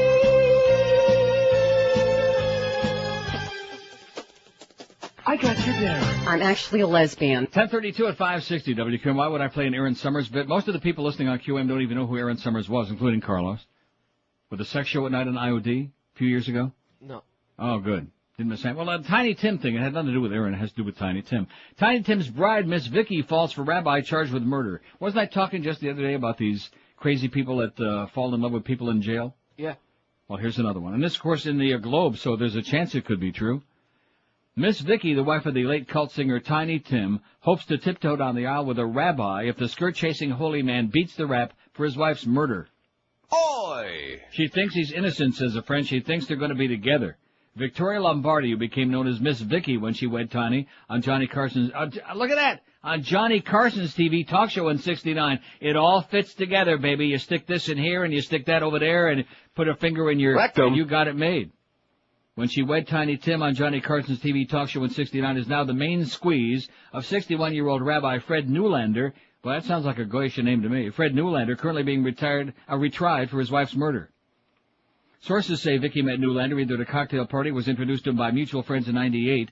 That same year, Newlander was charged with hiring the two men who used metal pipes to beat his wife Carol's brains in at her Cherry Hill, New Jersey home. Cherry Hill, New Jersey, Mickey, right across from Garden State where it used to be. Cops originally thought robbery was the motive for the grisly killing. I'll tell you, Cherry Hill, not a bad place. Well, at least it used to be a bad place before it kind of changed the neighborhood. Cops originally thought robbery was the motive for the grisly killing. Mom of three, Carol, 52, managed a bakery and reportedly had taken home $5,000 in cash receipts the day she was murdered in 1994. Private Arlen Jenoff later confessed to cops that Newlander paid him and an accomplice $18,000 to kill Carol and also promised to get him a job with the Israeli Secret Service. Oi! 9 jurors voted to convict the man of prayer at his first trial, which ended in the hung jury last year. But Vicky is still 100% behind the Romeo rabbi, even though he admitted to cheating on his wife numerous times during their marriage and was having an affair with a Philadelphia radio personality at the time of the murder. She's very susceptible to romance, a source close to her says. Vicky, 50, who had formerly worked as a go-go dancer and model and now sells furniture, insists she and the rabbi are just pals. Fred is my friend and I'm his, she tells the Globe. His family and I are friendly. We got together to decide who would take care of what. A little what? I decided I would take care of his car and his mail, she said. But adds the source, Miss Vicky's always been attracted to the limelight and public figures. She kind of sounds to me like Bonnie Bakley. You know what I'm saying, Bonnie Lee Bakley? Uh-oh. Don't be making the same mistake, honey. Bad move.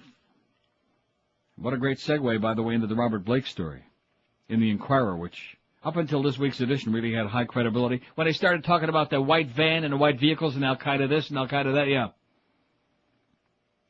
More wild speculation. That's what American media is all about. Wild speculation. Because they got a lot of time to fill up, a lot of pages to fill up. Well, we think it could be this, and we think it might be that, and we think we don't know a goddamn thing. See, it doesn't take any time to say we just don't know. And then what do you do then? You know?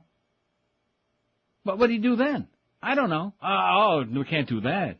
So we got to bring all these experts on there. Here's an expert and a pervert and a revert and whatever else. And they're all on there, pop, pop, pop, pop, beep, beep, beep. And then, of course, how many times did we have to see, what's his name on there? Oh, God. Bo Dietl.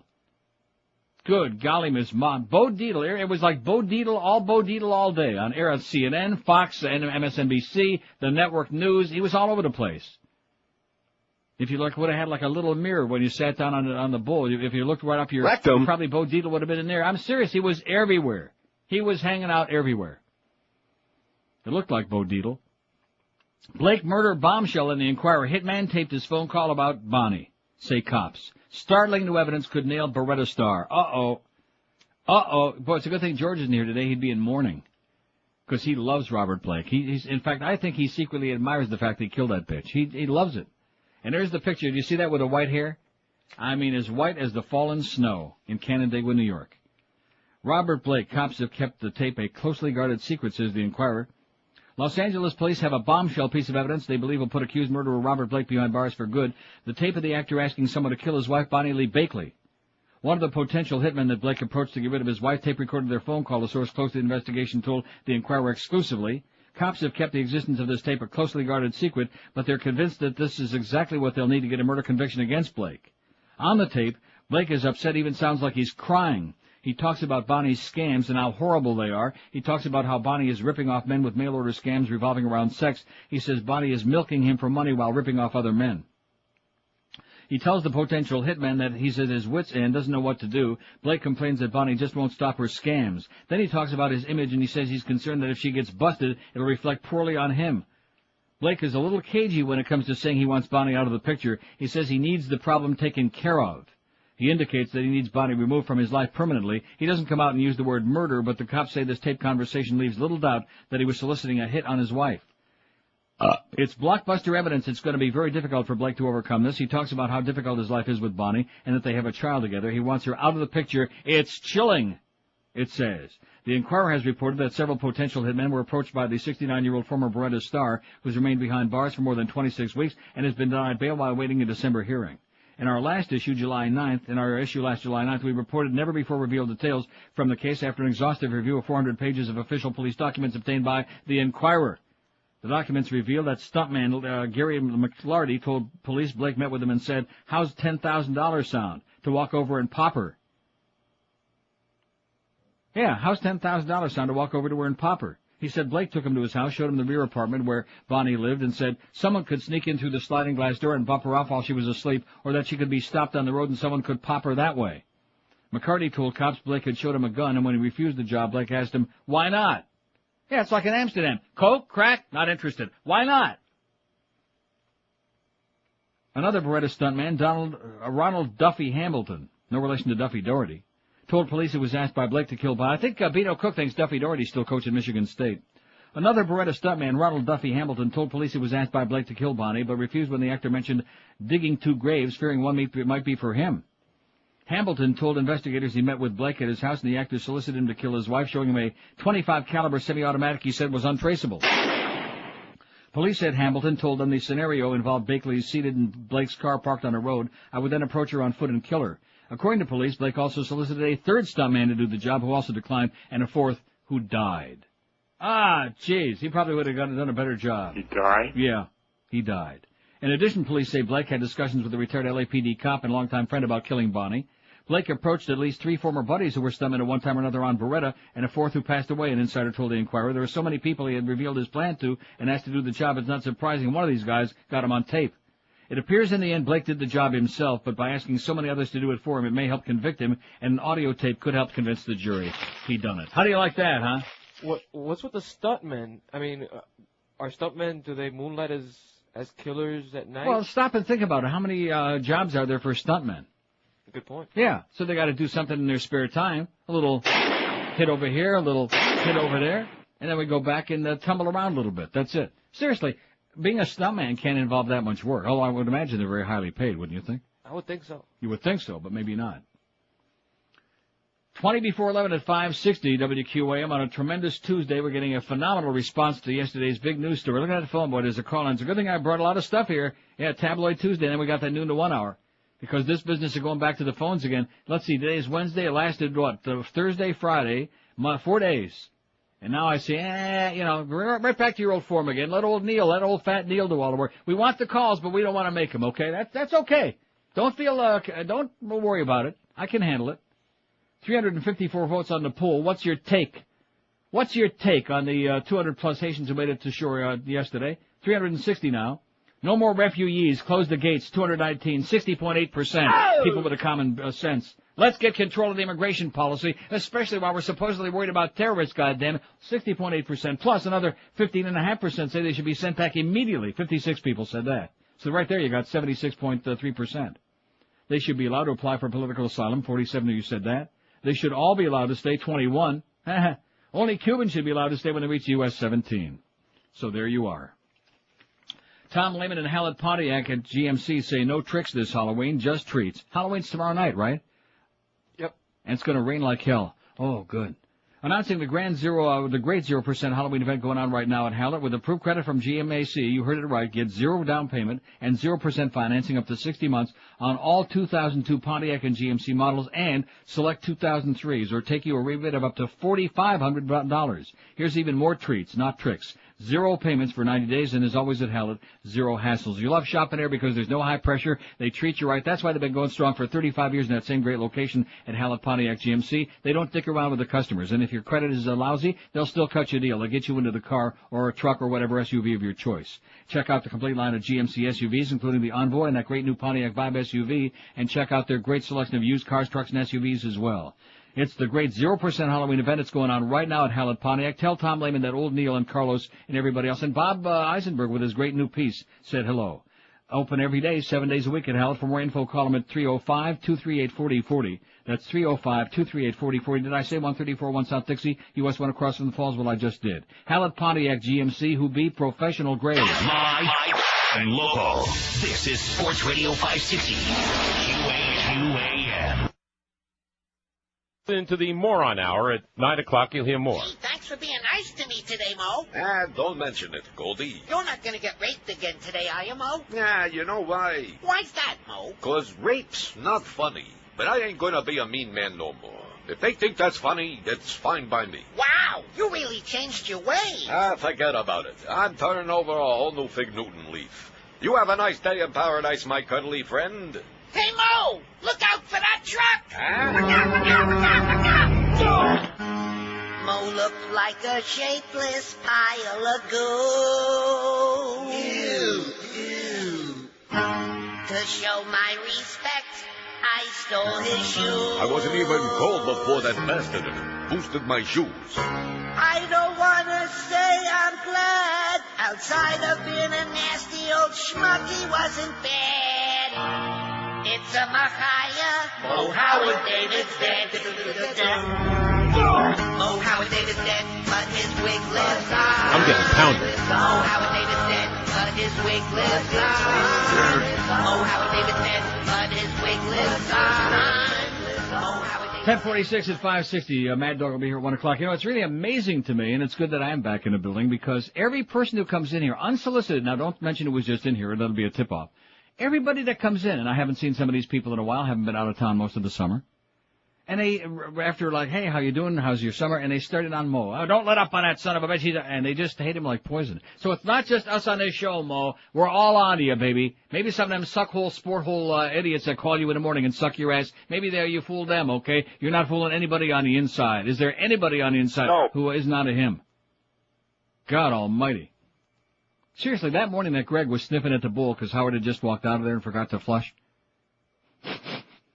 Said, oh, he's right, it doesn't stink. Come on, Greg, who the hell are you kidding, baby? Everybody else is onto it. WQAM, hello. QAM.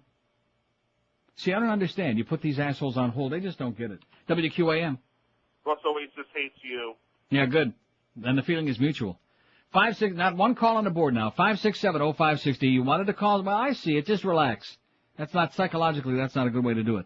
5670560 pound 560 on the AT&T line. See what I'm saying? All you idiots that want, oh well, yeah, it's ponderous like Tom Jicka out there. I'm not going to sit here and beg people to call on the day after we had this big uprising over there on Biscayne Boulevard. I mean, Key Biscayne, whatever the hell it is, Key Biscayne. Same difference. Land of lost dreams. I mean, I got enough stuff here to go on till midnight. But these people, they've been, a bunch of whiners, a bunch of complainers. That's the problem with this town. Complainers. See, I want my team to go out there and kick some ass. You know, that's what's important to me in life. I want to see my team go out there and win by 70, 80, 100 points. Oh, and guess what? Guess what was on Smallville last night, which you don't watch it so you wouldn't know, and nobody called. They didn't pick up on it because we got about 4 people to watch. Even Kid Curry, who loves that show, which I didn't realize. Power 96 loves Smallville because that's their punks that watch it, and me. They had this broad on there, this girl who was like very attractive blonde, high school girl, but it turns out that she's like a witch or something, where she's been living for hundreds of years and she sucks, every time she kisses a guy, she sucks the life out of his body and he mysteriously dies and ages and gets this aging disease. So, what's her name? Chloe, that's always looking up stuff, who writes for the high school newspaper. She looks in a computer and she checks out her background and this and that. And guess where she was in school? Where? South Florida, Piper High. How do you like that, huh? Oh, wow! South Florida at Piper High School on Small. We always make it on. Of course, she turned out to be a murdering bitch, and poor Clark had to get rid of her in the end, so to speak. And she just like, kind of shriveled up. It looked like kind of like Screw Ann there at the end of the show. All shriveled up. Probably smelled better. WQAM. Hey, Neil, how you doing today? Okay. Listen, Neil, I want to ask you a question. Since you did a great job of destroying the first team, how come you can't get rid of them? Get out of here. Blow it out your ass. I destroyed the first team, okay? Call up Greg. Ask him about it. 5670560. And you know who that is? That's one of their chronics. That's either, what you call it? One of those Jets guys. It's one of the same crowd. You're the guys that destroyed the worst team, okay? You chronics. And don't waste any more of our fax paper either, by the way. WQAM. That guy is really a loser, man. Yeah. Don Rickles, I love you. Okay, great. Good call, huh? WQAM. Neil. Yes, sir. Neil, long-time listener, first-time caller. Okay. Send the Haitians back. And I am a Cuban, and I say send some of the Cubans back. No, too. absolutely. In fact, you and I can pick and choose which ones. How's that? Yeah. Neil. Hey, Miguel, you're going back. Go ahead. Neil, we're talking about hockey. Yeah. Hockey? Neil, you got me hooked on hockey when I used to listen to you about 12 years ago. Well, you know, we used to have a team here. Yeah, I know, a long time ago. Mm-hmm. And I followed them for the first 2 years, and when they got the Stanley Cup and they sold everybody off, say goodbye to hockey. Yeah, good for you. Good choice. Neil, happy birthday. Thanks a lot.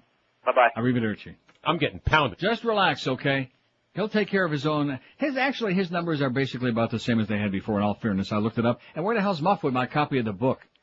I can't get anything today. I don't want to start sounding like a grumpy old man like somebody else that I don't want to mention his name. I'm getting pounded. But, you know, can't get no. And tomorrow, don't let me forget, tomorrow I'm bringing in my own, like, diet soda.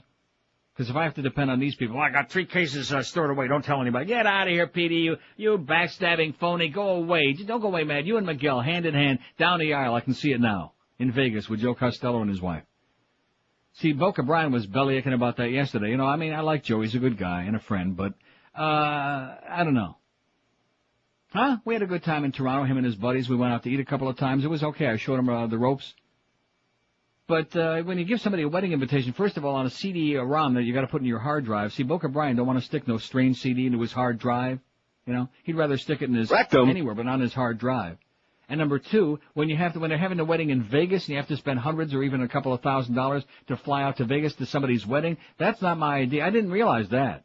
I'm just not going to be here anyway, so I couldn't go. I couldn't go either, but different reason. Well, you can't afford to go to Vegas when you get that check of yours? Well, that's right. That's not till January.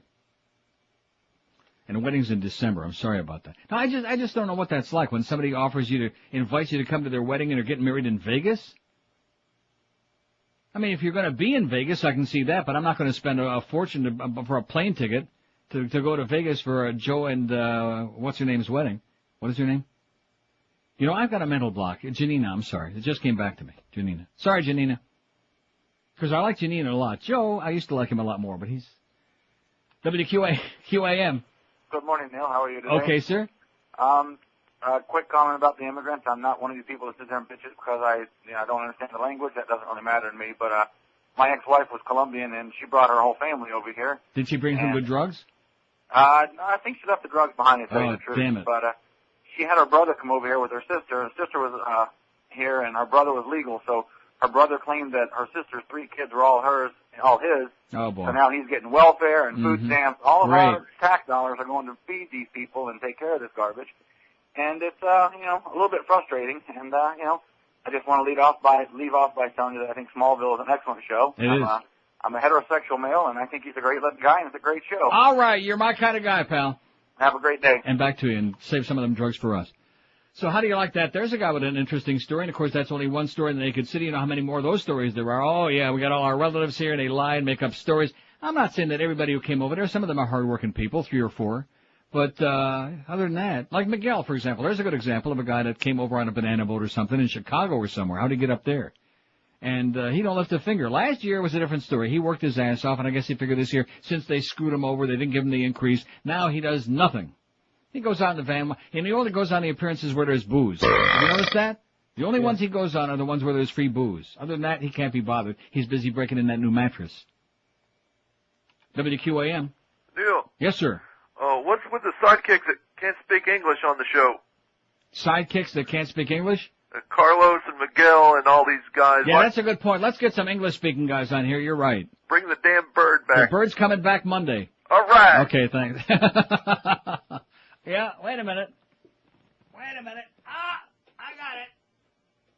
got it here. Just relax. Yeah, I think we can bring the bird back. I mean, we can't bring him back to life, but we can always... There you go. Yeah. That's all we need. A little bird cackle in the background. That's all he ever did anyway. And eat. Now, he was okay. He was a good guy. Don't be picking on dead people. That's bad. That's George's job. George hated the bird. George hates everybody. He's just a nasty, miserable little spick. I mean, he's okay, but he's a nasty... WQAM. Neil. Yes, sir. I got a real dumb question for you. Go right ahead. Why are you answering calls? You know the listeners out here got absolutely nothing to say. You're just going to get frustrated another 3 or 4 days of taking calls and dealing with the morons. Well, your call is so far not that bad. Well, I'm a minority. I'm not saying it's great. No, I would say the calls today have been okay. We had 1 or 2 assholes, but that's what spices it up a little bit. Well, Neil, you got a great show. I love it. And I'll tell you, keep up the good work. And mark my words, 1 week from now, you're going to stop answering calls. But you see, the good part of that is I've got plenty of experience now from the last 8 months. If I get fed up with the calls, I don't have to take them. You know what I'm saying? Yeah, I got you. It's dealer's choice. Okay, have a great day. Yeah, you too. Thanks. See, there's a guy, he's a good guy, and he understands what it's all about. I have no problem with taking calls if look, couple of crazy people, couple of crank calls, no problem. But when like 9 out of 10 are idiots, I mean, then it creates a problem. You follow what I'm saying? When almost everybody calls like that, or like that guy, who the hell needs that? That's not a radio show. But the fact of the matter is you got to beat these people and whip these people because this is not a place where the people are like, hey, friendly and outgoing and live. Hey, how you doing? No, not here. Not here. This is an unfriendly place. This is a place where you know your neighbors and you fear them. That's right. WQAM. QAM, hello. Neil? Yes, sir. Neil, I've listened to you for years. I've met you in person. You're a totally different person. When you meet you, you're a great person. You have a great personality. I listen to these cranks calling to ruin the radio show. It's the only thing left for us to listen to on the radio. What do you mean on the radio? It's the only thing left in this town is this show. It's the only thing left here. Exactly. We do appreciate it. Neil, I watched that piece on 60 Minutes about the translators were told to slow down. Right. Because they're trying to get more money for the FBI. Right. Now, when another ripoff, right. When I see reports like that, you would think that you would look out the door and see rioting in the streets. Oh, yeah, yeah. It's just amazing. But, yeah, it's like you would hear the next day on the news, this piece was broadcast on 60 Minutes. What are we going to do about it? Oh, yeah, right. The American public is for the most part, so dumb and so uneducated and so out of it that all they give a crap about is their own little myopic view of life. They know nothing about the rest of the world, and so they can be so easily brainwashed and led around by the nose, just like this Iraq thing, man. There's no reason that we need to be going in there. There's no reason in the world, so they just keep making up one story after another story, and if that doesn't work, they make up some other thing about Al-Qaeda did this, and the public says, yeah, whatever you you say? Like Frankie Pentangeli. Yeah, sure. It's not going in there. It's what's the fallout afterwards. They're not going to be able to control that. And you think the average American can reason that far ahead? Can in its mind? No, I explain this to my children when they hear all these reports on the sniper about telling. Wait a minute. Here's Jeb Bush. For Chinese, it should be the same for Haitians, and I urged I've made that case to. There's Jeb Bush in Little Haiti sucking up to the Haitians. In D.C. one more time. Yeah, he's sucking up. I'm sorry. Go ahead. Neil, I explain that to my children. We have to put up with the bad news reporting 90% of the time just to get a 5-minute good piece like was on 60 Minutes. Yeah. But nobody cares. Nobody cares. Just like with murder and everything else, everybody's so desensitized, they don't give a crap. Yeah, also, Neil, keep reading those pieces because a lot of us don't have the time or all the information that you come up with. Okay. And I got 5 easy pieces for you next hour. Have a great day, pal. Thank you, sir. Okay. Nothing like an easy piece. Live and local. This is Sports Radio 560. QAQAM. Jeb. Your heart is dirty. Who's he kidding, huh? Bada-beep, bada-boop, bada-bop. Back in the day when someone done us wrong, we didn't take their crap. In Pearl Harbor, when the Japs dropped their bombs, we bombed them back. And now the Saudis, they hit us hard. And on our cars, our little flags wave as that Saudi-loving retard points the bombers the wrong way. And I'm embarrassed to be an American where they follow Bush like sheep. The United States of arrogance, led by Bush and his family, remake us this country up, handling toward the darkest days in our history. I don't want to be a Pax American in the goddamn USA. Stupid. What's a few thousand innocent lives? Stop living in the past. If you want that SUV to drive, you're gonna need more gas. It's the greatest country in the world. They train us to believe. And anyone who says that obviously can't afford to leave. And I'm embarrassed to be an American where we patriotically wave a flag in one hand with our head in the sand and blindly follow the powers that be. Apathetic up, watching State Front News on a 65-inch screen. Stupid. Scratch your balls and fart, everything's okay in the goddamn USA. God bless America. There's the man that took the O out of country in that bit. It's 11:03 at 560 WQAM. So the governor was just down here, Jebster, going bada-beep, bada-boop, bada-boop, and the Haitians had him like almost backed up in a corner there. And he's going on about, well, they deserve the same treatment as the Colombians and the Jamaicans and the Dominicans and the Nicaraguans. He didn't mention the Cubans, though. He was very cautious not to say that. And he says, well, you're right, they should get due process. And one Haitian woman just right up in his face, she said, we want you to go and tell your brother to turn them loose to tell your brother. You think he's going to tell his brother anything? No. Except, no, we got it fixed again for you next time? Who are you kidding? So there's another reason to vote against Jeb Bush, because he says that these people ought to be allowed to stay here. Chinese and Haitians and anybody else who makes it here, they have a right. Everybody needs to be treated the same. Everybody get it. Political persecution, my ass, this has got nothing to do with that. This is economics, baby. Economics, that's what this is all about.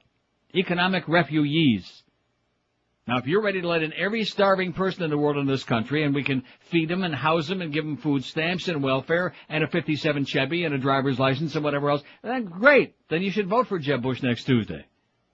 Because he's full of crap. He doesn't believe that for 1 second. But they got him between a crock and a hard place is what they got him right now. So, like I said, there's 50 more. I don't understand how he can be ahead in the polls. It just amazes me. It's astonishing to me. I can understand the two newspapers because they're full of crap. But how anybody with a brain out there, and then of course I remember this is Florida, so I say anybody with a brain out there, and I start looking, oh, here's one. Oh, there's another one. WQAM. Neil? Yes, sir. Hi. I only hear you when I'm in my truck, but when I'm driving around, so I really didn't get caught up early this morning on this immigration thing with the Haitians and whatnot. Yeah. What if that boat had been a high-speed power boat loaded down with terrorists and C4 attacking the bridge? You know something? That's the best point that's been made all day. And the fact is that the Coast Guard saw the vessel coming. They had no idea, other than they saw there were a bunch of people on there, but they had no idea what else was on there. And you're right, they could have done anything they wanted. And they didn't interdict them at sea. There was an article in the Herald this morning, and they referred to two local politicians who both said, "Oh no, it's different. It's different. It's different. They were Haitians. They were immigrants." But it's not different. Yeah. I mean, it's the same thing. I mean, right. There is no homeland security here. This No. can happen. No. I'm a boater. I spend a lot of time out on the water, and it's wide open out there. Totally wide open. Yeah. Makes you feel safe, doesn't it? Yes, sir. Anyway, happy birthday next week. Thanks and, a lot. Remember to vote. Okay, thanks. Okay. Here's a fact. This is, like I said yesterday, it must be chronic then. Bush sucks. We need to close the borders to everyone. Let's help the people live here first. I'm from Cuba, Cuban descendant. Strongly believe that all damn Cubans coming into the country now are worse than ever. Oh, yeah, Carlos is smiling. He agrees with you. He says, once you're here, it's okay, but the new ones coming in, get out of here. My grandparents came over in the 60s with my mother and aunt. They've worked their ass off in this country. They started out in New Jersey and worked their way down here. They believe the same thing we do. Close the damn borders, leave everyone out. Adam, who also says, go McBride and hello, George. How do you like that? He covered all the bases there. He said, go McBride and... Hello, George. And that, too. So everybody's whipped up into a frenzy, okay? See, that's another problem in this town. Everybody is all whipped up about... And, of course, they have it in Europe, too. In Britain, they're like psychotic with the people coming, illegal aliens coming in.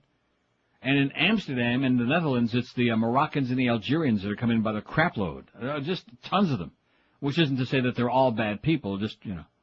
But, and they do peddle a lot of drugs on the streets, I'll tell you that. But nevertheless, some competition for the Rasta schvoes over there, I guess. But, you gotta have control of your immigration. You can't just let everybody come in. And this guy made a great point. The Coast Guard sees this vessel coming. Obviously, it's not legal and they have no business coming here. So why the hell don't they interdict them at sea? Why doesn't the goddamn government, why doesn't the state of Florida, why doesn't the goddamn federal government and the Coast Guard take the bull by the goddamn horns? Heard the newspaper, not the newspaper. You heard the newspaper. The news people saying that the boat slipped by the Coast Guard. Yeah, it slipped by. Did you see I think somebody in the Coast Guard was wearing a slip, probably a pink one, okay? It slipped by. That's great. That's And then the governor, one of the comments he made there while the break was on, I was listening to his idiotic comments. Well, we have a large coastline. It's very hard to protect the whole... Well, that's great. That makes us feel good. That makes us feel good, like they don't have radar and they can't spot all these... If that's the case, let's just forget about it, okay? Forget about it. Anybody that votes for him needs mental help. WQAM. Yeah, they're too busy looking for the wicked weed. Yeah, that's right. It's a good point. It's a damn good thing they didn't have any wacky weed on that boat. They'd all be in a hoosegow right now. Hey, what happened when Jeb Bush borrowed a bunch of money years ago and he never paid it back? Why don't they make a commercial of him running down the street with a bag of money, the way they used to show the tap dancing McBride and all that? Yeah. And nobody ever talks about it. And the other issue I was going to talk about, I've been listening to you since you were on Zeta 4, and then years ago I used to listen to QAM. They had a little jingle, and it went, Gene Dunlap. And anyway, what did it say? It said, oh, Jim Dunlap. Yeah. Oh, Jim Dunlap, like a, I see what you're saying, yeah. Like a Julio saying it. That's I used cute. to laugh. Then another station that was really great down there was WMUM. See, we don't have the Julio one. We only got the Anglo one. Right. Then WMUM was a great radio station back during the hippie days. WMUN? Yeah, MUM. It was called Mother. Oh, that must have been before I got here. Yeah, you were probably up in Michigan, right? Yeah. Yeah. But anyway, happy birthday. Your birthday falls on my anniversary. Well, happy anniversary. And my wife and I will be married like 21 years. Really? That's great. Yeah. Okay, thanks a lot for thanks for the great entertainment. Thank you. See, they're very nice today. We're not getting that guy that called 10 minutes ago. He meant well, but the people are okay today. We got them under control so far. We got these clowns under control. Happy birthday. Have a great day. This was a good guy. What's the problem? Just that we had people in here before, too lazy. We're not even screening the call. Just put them on hold so that the phone doesn't have to keep ringing. That's all. That's all we have to do. But when we had George and Miguel in there, a couple of slackers, man, a couple of spicks that are going back on a banana boat by noon. Hey, you notice? Did you see the book coming here with Muff? No. No. Did you see any of my Champion Light? No. Did you see Miguel come in here and say, oh, gee, that's great that we're going to be doing the best of, and I'll hop right on that? No. No. We're doing a show in a vacuum. But, of course, now that we got that great promotion ahead of us, who the hell needs any promotion outside? You know what I'm saying? 10-pack, but just as long as the check's clear. Once you get the first check, once you get the taste of a few bucks, and believe me, it won't be much, Carlos, but once you get the first one, you say, hey, that's all I care about. Just give me the money. To hell with all this other crap. Because basically it's a means to an end.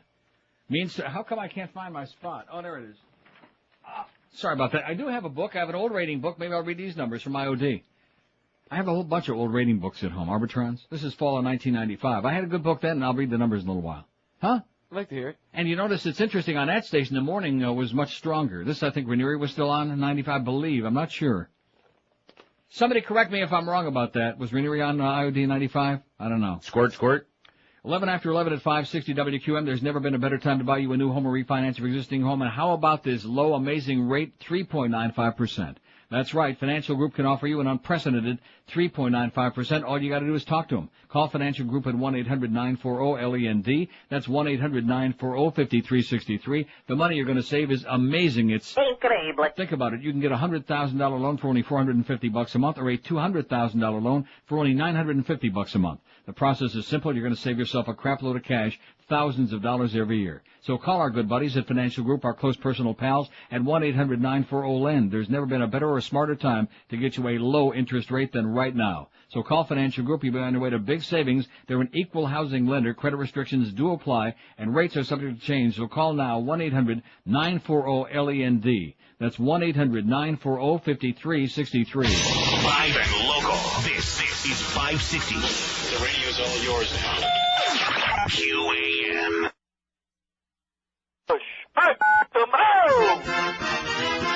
With some crack in her shoe and some Xanax in her purse, she's the rank skank governor's daughter who resembles afterbirth. She knows that dad is the gov, so if she breaks the law, well, that's tough. It ain't none of your goddamn business, so just keep your big mouth shut when it comes to family values. A prime example for all of you. There ain't nothing like the morals of the good Bush family. So with some crack in her shoe, no other foot powder will do. It makes your feet want to tingle and dance all day. Come on, you bitch, dance! That's right, you spoiled peanut brat! Dance, bitch! 11:16 at 560 WQAM. See, the right-wingers, one of their big issues for years and years has always been, and that's one of the areas I agree with them, immigration. Getting control of the immigration policy. I happen to agree with a lot of what they've said over the years. But isn't it interesting now, because for political purposes, they have to kind of couch the way that they present their position, because for the Cubans, oh yeah, I'll come on, as long as you can get your toe onto land there, you can stay forever. We'll give you whatever you want. That's okay. Because they know that they're all going to vote for them, or the overwhelming majority. But on the other hand, anybody else, well, sorry, because you're not going to vote for us anyway. So they got him between a rock and the Hard Rock Cafe is where they got Jeb Bush there this morning. He was like, bada-beep, bada-boop, bada-boop, and then that business about, hey, talk to your brother. Talk to your brother. Is he talking to his brother? No. No chance. No way, Jose. No way, Jorge. Here's a fax from Rob in Miami Lakes, who's whipped up into a frenzy. He says, and another good point. See, this business about the boat slipping through, now I don't happen to believe that, but there's all different reports. There's different stories. Remember, like they said in The Godfather, there's all kinds of stories on the street. Well, there's all kinds of stories on this, that they were tracking it all the way from Haiti. They knew it was coming, which, once they get inside the 3 miles, the 3 mile limit, once they get inside 3 miles and they're in our territorial waters, why at that point don't they interdict it and turn it around and send it back? If they're really tracking them all the way and they knew what it was all about. And number two, if they did slip through, what does that say about our homeland defense, like the truck driver said, huh? You can't complain about our homeland defense because we don't have any. And Robin Miami Lake says if they can't guard and protect a heavily populated area like Miami, then who knows who's getting into the country in the more desolate areas. Sure. Like up north of Palm Beach County, over on the West Coast. Says, I'll be hiding under the bed. God help us. Play the scream sound bit, says Robin Miami Lakes. There you go, Rob. One more time. Bonus scream bit. Good point. John Bonet, I better get with it here, you know. I mean, I don't mind taking a lot of calls, but I got some important stuff to do here, and then we got the noon to 1 comedy bit hour, which we aren't going to forsake. I bet you at noon to 1, that's when my good, maybe we'll get some food in here, too. Huh? You're for that? Because I brought my breakfast in from Balance for Life. Oh, and I got his spot coming up in a minute. I hope you're listening, two-earring Troy. I'm going to rip you an ass. No, seriously, can you believe the chutzpah of this guy? He's used the beast as much as he can, and now he just wants to, toss him to the wolves? Right. Like the Haitians to the, back out in the water again? Oh, yeah, throw him back. He's not a keeper. That's grotesque. Christ and, Joseph and Esther. Man, what is that all about? And he's sending George here over free food. How many times have I said, why are you getting free food? He doesn't need to, because he's a freeloader. He's a freeloading little spick, that George. He doesn't need free meals. Plus, if I say, let's get some food, and he just shoves it off to the side anyway. Oh, okay, what can we get free? You know, he's a little freeloader, which I don't blame him because he's not making any money, but still. If we have to choose between feeding the beast or feeding George, I say we feed the beast. Because he's the one that needs to lose weight. John Bonet, this is incredible, this story. And it goes on for so many pages, I can't even find it. John Bonet, where is it? Bombshell. Oh, here it is. John Bonet, I got it all stapled together, okay? It's from the goddamn Inquirer. It's multiple pages. John Bonet Bombshell. Patsy's writing is an exact match. And you notice there's not really an awful lot to read, thank goodness, because it's got pictures of the ransom note, the alleged ransom note, right, and then her handwriting. And boy, look at that. This is the ransom note, and then that's her writing. You see any difference? None at all. No, none at all. How do you like that, Patsy? Huh? I don't want to say you've done it, but anyway, the Inquirer says, in a Blockbuster World exclusive, the Inquirer has obtained never-before-seen handwriting samples that Patsy Ramsey wrote for police investigating the murder of her daughter, John Bonet. Well, it's only, 6 years ago? And handwriting experts say the writings are an exact match to the fake 2.5-page ransom note left at the scene of the crime. What's more, the most compelling sample that implicates right-handed Patsy as the ransom note author is the one she wrote with her left hand.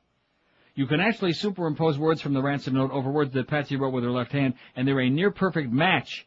Top handwriting expert Ted Widmer, who has testified in many court cases and taught handwriting ID to police and district attorneys, told the Inquirer.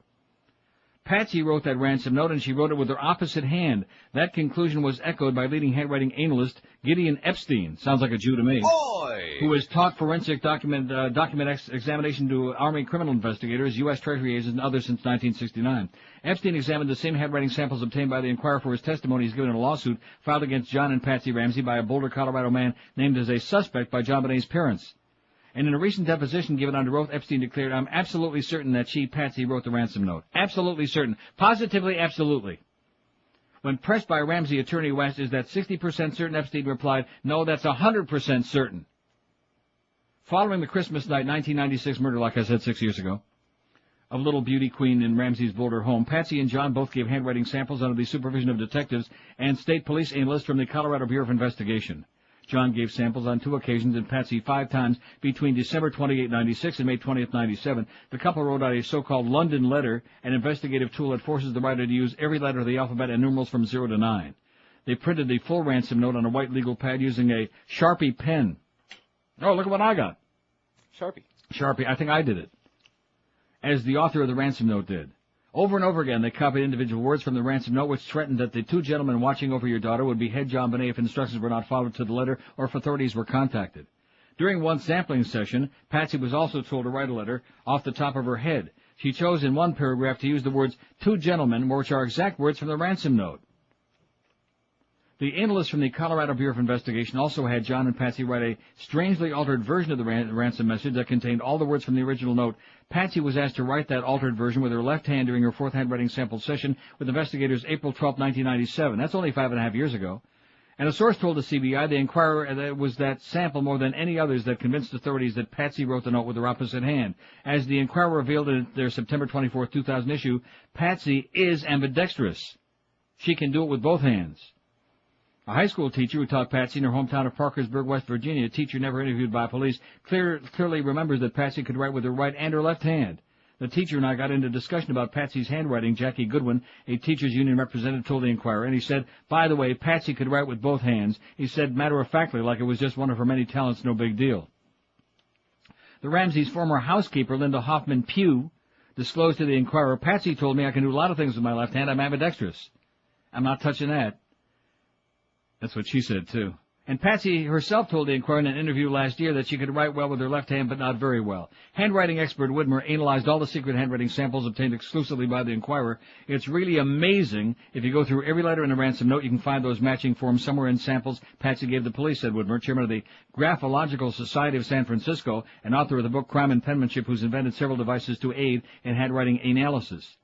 Widmer agreed wholeheartedly with former Boulder detective Steve Thomas, not the hockey player, a lead investigator into John Bonet's murder, who revealed that 24 of the alphabet's 26 letters found in the ransom note looked as if they'd been written by Patsy. The ransom note copy Patsy made to write with a Sharpie pen using her right hand looks nothing like the original ransom note, Widmer said, but her left hand sample is very revealing. To the untrained eye, it may look nothing like the original ransom note, but it is my belief she tried to fake the sample and can probably write much better with her left hand than she's letting you believe. She couldn't fake everything, however. There are incredible matches to the real ransom note. The word carefully in the first line of the left-hand sample is an exact match for the word carefully in the first line of the ransom note. You can practically superimpose one over the other, and I got them right here in my hand from the Inquirer. Go out and pick up the Inquirer and take a look at it. Or just at the newsstand. Just open it up and look at it, take a peek at it, and then throw it on the floor. The same is true for the word faction in the fourth line of the sample and the third line of the ransom note, the word that in the third line of the sample and the second line of the ransom note, and the word letter in the 13th line of the sample and the 10th line of the ransom note. You're writing all that down good. Several times when she writes the word will in the sample, they show matches to some of the will words in the note. Most revealing are her percent signs in both the left-handed sample and the ransom note. They're perfect little circles that match. You try to do that if you can't write with both hands. You can't do it. Another compelling clue pointing to Patsy as the author of the ransom note is found in the sample letter she was asked to compose. It's the big spaces she puts between the word I and the word next to that personal pronoun, said Widmer. Look at the ransom note. When the pronoun I is written, there are the same big spaces left between it and the next word. It was something she didn't think to fake, something that came out naturally. How do you like that? How the Inquirer says she wrote the note, which means either she done it or he done it or they done it. Somebody done it. How much did they pay the Boulder police to ignore that? They don't have to pay anybody off. They're just incompetent. Don't you understand? I mean, I realize incompetent police is very unusual. I mean, they didn't have like the Moosey Man in Boulder. If we could have just sent the Moosey Man over to Boulder, we'd have solved that turkey like five years ago. Easy. Just like Who Killed Cock Robin? He's working on that one next. Speaking of that, gay leading men open the closet door for lesbians. There's a whole thing in it. They're obsessed with fags in this issue of the Inquirer. Yeah, it is the Inquirer. So first it starts out with the whole thing about power lesbians, dyke power. And then we got a thing about leading men. And, of course, all of these people happen to be dead. Always a coincidence that every time they start talking about this one was gay, they're all dead. But it's still interesting because everybody wants to know. Why they want to know? Because they're nosy. So what do you think about poor John Bonet, huh? What do you think about Two Earring Troy over there at Balance for Life? It's a great program. It may help you lose weight like crazy. But, here the beast has lost 58 pounds in just a few months. We've saved his life. And just at the moment when he's starting to look really human, get some color in his face, you can actually see what his body parts look like, which ain't too good, but nevertheless. And now Troy says, well, he tells Troy Stratford, our own bald-headed Troy, well, we've kind of used him for all we can get out of him, and now let's maybe cut him off. I wonder if Beast knows about that. Boy, he'd be really upset. Yeah, I think he does. He does know about that?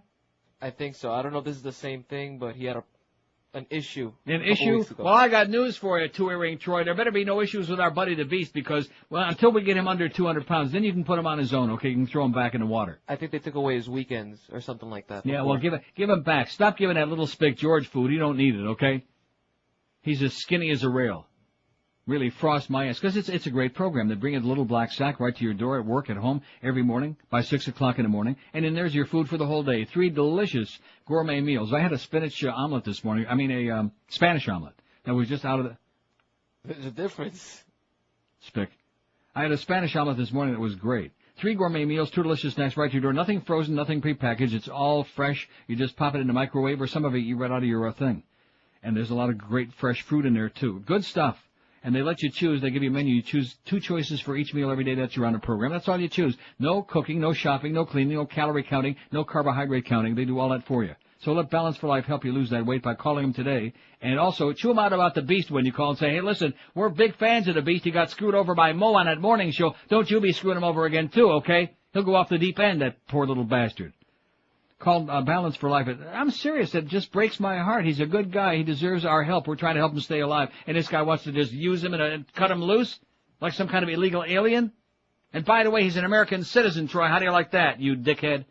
Call Balance for Life at 954-568-3229, 568-3229, or visit their website at balanceforlife.com.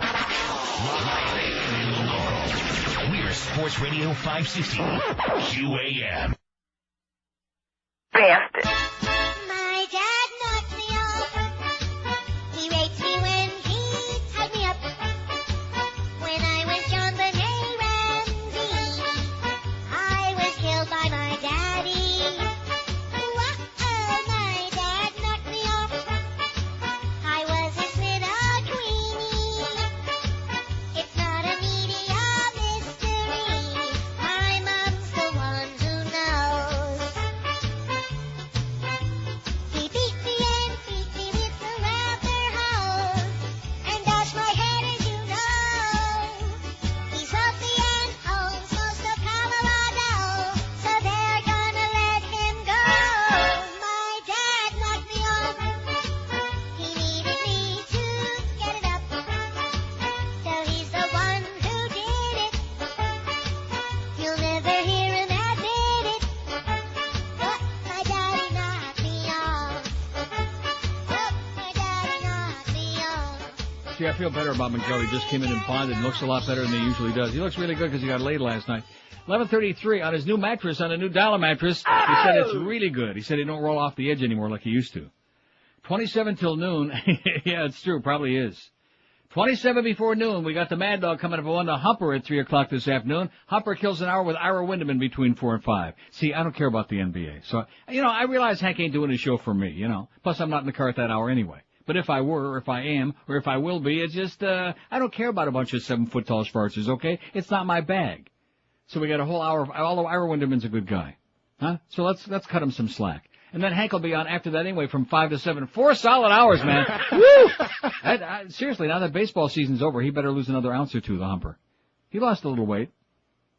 Now what are you laughing about? He lost a little weight while I was going during the summertime, an ounce or two. See, he and I, we always say, yeah, we lost a little, and you look around, well, where was it? No, we lost a little bit. Slowly but surely. Did Troy, the boy, call in and say he's going to take care of the Beast? He should have called you by now. Nope. No? He better take care of that fat little bastard. Josh, speaking of fat little bastards, Josh Friedman between 7 and 8. Then we got the Shitco Panther preview at 8 o'clock. 8:30. I know it's 8:30, but they still, and nobody came in here corrected it. See, Clarence, he's still, he's wet behind the ears. He's a good kid, that Clarence, but, kid being the operative word, he ain't no Kid Curry either. Panthers at the Dallas Stars tonight. Any interest? No. Okay. Boy, the Stars are so boring to watch. I know they're tied for first place in the league. They got 14 points. Minnesota's got 14 points. The Tampa Bay Lightning got 14 points. How about them Leafs? Oh! They didn't lose last night. Of course, they didn't play. Well, hey, listen, it's better than most lately. And tomorrow night, who they playing tomorrow? Oh, Atlanta, girls team. They usually lose to them. After the hockey game, we got Eddie K from Old GA. Thanks to that guy for reminding me of that. I've been slipping. That's from being away. Right, Tom? And Tom Jick has got the cooking show schedules in the Sun Sentinel today. And Joe and Mark overnight. Or no, is it the 31st? Tomorrow he's got them in there. It's already on the website. So if you want to see the cooking show schedules, click onto the Sun Sentinel website and go to Tom Jick, Q&A, et cetera, and so on. Cooking show schedules. Right. Here's a fax that says, Neil, I'm saying this guy thinks I'm not going to read this on the air. I'm going to read it. I have no comment. I mean, to each its own. It says, I'm sending this fax because I'm fairly certain that you would not feel like discussing this on the air. Why not? I'm just thanking you for having such a great website. Oh, Eric must have sent this. It says, I know that it has problems, but at least it's free. It doesn't have any problems other than the archives is not Eric's fault. We can't do it because I'm not going to explain it anymore, okay? We can't do it because of that strike by the goddamn actors and performers on the commercials, and because we can't delete the commercials. It would take like 1,000 hours of somebody's time, which we don't have. And Miguel did look extra good today. I think he spruced up before he came in here. He's trying to suck up now. It says I have to pay $7 a month to listen to Phil Henry. Are you sure? $7 is not a lot of money, and that's not the problem. The problem is really just the principle of it all. What makes his show so damn special is his fans can't enjoy it whenever they want to without shelling out their hard-earned dough. At your site, you're having troubles with the archives, but at least you're letting people listen to the best of without needing more money. I think that you're great. If I were gay, you and I would do it and go have pizza left when we're done, then go home and make fun of Mo. God bless. Well, how do you like that? If he was gay, which I'm sure if he were gay, I probably would look at him anyway. But that's beside the point. Gay. Mm-hmm. Speaking of gay, Bush's radio day. I have no comment on that. I don't like this business of charging for stuff on the, if you've got a product that you're selling, sure. It's just like some of these newspapers that you want from the archives. You got to put your goddamn credit card number on there and pay for it. That's bullcrap. Why is that? It's already in there. They don't have to do anything. The information's already loaded in there. Why should you have to pay to check the archives? Agreed. Yeah. I don't even like the thing of having to register like the LA Times, the New York Times, and I think the Washington Post, those three. When you go online and you want to get stories, you got to register, your name and shoe size and a whole bunch of other crap. That's not right. No, so they can sell it to advertisers. Yeah, that's right. Then they peddle your name advertising. I'm going to tell you yesterday. I'm going to tell you, Governor Bush, if you get reelected, my good close friend Jeb, you jackass. No, seriously, something has got to happen with this telephone soliciting business. It's reached the point now where I'm ready to go nuts. Go nuts. You look on your call screening and it says out of area. Well, I mean, that could be people I know. I mean, my friend John's over in Amsterdam. It could be him calling because a lot of times you get long distance calls. It'll say out of area or private call or whatever. Right. And you pick up the phone. Can I speak to See, the good part of it is my real name. The last name is so goddamn long they don't know how to pronounce it. So a lot of times, hello, and they just click and they go on. No, seriously, that happens many times, thankfully. And I just say, he's not here. Okay, thank you. I must have had 7 calls yesterday. And I went to lunch at Mommy's yesterday, so I didn't get home till 3. So between 3 and 11 o'clock when I went to bed, I had 7 solicitors calling.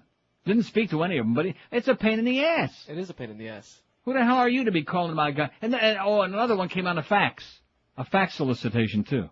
So that's 8.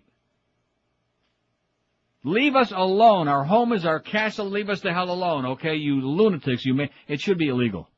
Yes, it should. It should absolutely be positively illegal. And when you have an unlisted number like I do, you don't want assholes. That's why you pay for it in the first place, the extra $1 a month or whatever it is, not to have your number in a book. But they don't care. They got it all on that rotary thing. All the numbers are in order. They keep dialing and dialing. They don't give a crap. 22 till noon at QM. So anyway, Bush's radio day gets static from Democrats. Gay. No, day. He's obsessed with that. Radio talk show hosts are setting up shop on the White House lawn today to interview cabinet secretaries and top administration officials. Democrats say President Bush is using his office to give Republicans an unfair edge 6 days before elections. It reeks of an inappropriate mix of politics and official business, says Jennifer Palmieri, a spokeswoman for the DNC. Radio Day, held in a heated tent to fight Washington's unseasonable mid-40s chill, is the latest example of Bush's willingness to use all the tools of the presidency to boost Republican candidates' chances. This is from USA Today, by the way. He's wielding his popularity and ability to grab headlines to make the case for the importance of the Republican agenda. I wonder if they're going to be playing that boot-stomping music in the background. The tent will be from 6 a.m. to 7:30 p.m. for about 50 radio hosts and reporters to broadcast live to millions of listeners. Syndicated conservative pompous asses Ollie North and Sean Hannity will be there. Fat-ass Rush Limbaugh was invited but declined. The White House is not picking up the tab for travel costs. Oh, that's why he probably declined. He couldn't afford the 2 seats. Guests for 8 to 10 minute interviews include Don Rumsfeld, John Ashcroft, Colin Powell, Paul O'Neill, Don Evans, Dale Evans. Even White House staffers who rarely do interviews will make the rounds, including Chief of Staff Andy Card, National Security Advisor Condoleezza, and Senior Advisor Karl Rove. How do you like that? Also on the bottom of it's from Rich Pachter. Do you remember WSAY in Rochester? Of course I remember. I almost went to work there at WSAY, but I didn't take the job. WSAY, one of the most Bush League radio stations ever. It says, very strange top 40, sister station to WINA in Buffalo, NIA. Also, everybody had the same name. Mike Melody, Jerry Jerks, whatever the hell it was. Yeah, everybody had to have the same name. WSAY. 14, I believe it was 1470 on the dial, something like that. Rich? And how come the weather guy was talking about Canandaigua today on CNN? That was very, very strange, okay? Very, very strange on CNN, which is seen all over the goddamn world, and the weather guy's talking about it snowing in Canandaigua, New York. Well, that is very exciting, okay? I'll see you at Roseland Park when they rebuild it. No, seriously, I mean, how many people know where the hell Canada? I went to high school there. I lived there for several years, so I know where it is. But who the hell knows where that is? Unless it was the only place in the country that was It snowing. was not the only place in the country where it was snowing, okay? Believe me. Trust me. Trust your meteorological ace.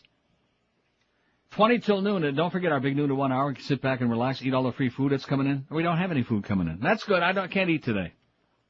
In fact, do we have a sack? Well, I wish we had somebody's sack. I'd steal our food out of it. George didn't get a sack today? I think I might be able to find one somewhere. With food in it? Well, I saw one outside. From like this month? You did see one outside? I bet that's the one for, let's see, probably Carlos is shoving that down his fat faggy puss, huh? Ooh, man. I wouldn't get near it if he even looked into it. Good golly. He's got more rings and things. He ought to open up a store called Rings and Things. You've heard of Wings and Things. He ought to rings and things. He's got rings on his everything. And George is the one who was telling me about it. 19 till noon at 560 WQM. If you got a big empty ring on the top of your head known as a bald spot, well, it's not pretty. It's not a pretty sight. This is one of God's tricks that he plays on men. Why not women so much? I don't know. Maybe he likes women. But the fact of the matter is, with that ugly bald spot, if you're a young guy especially, it makes you look a lot older than you are, number one. And number two, it's not good for your social life or for your work life. Nobody wants to deal with like a bald young guy, you know, except maybe Lex Luthor. But other than that.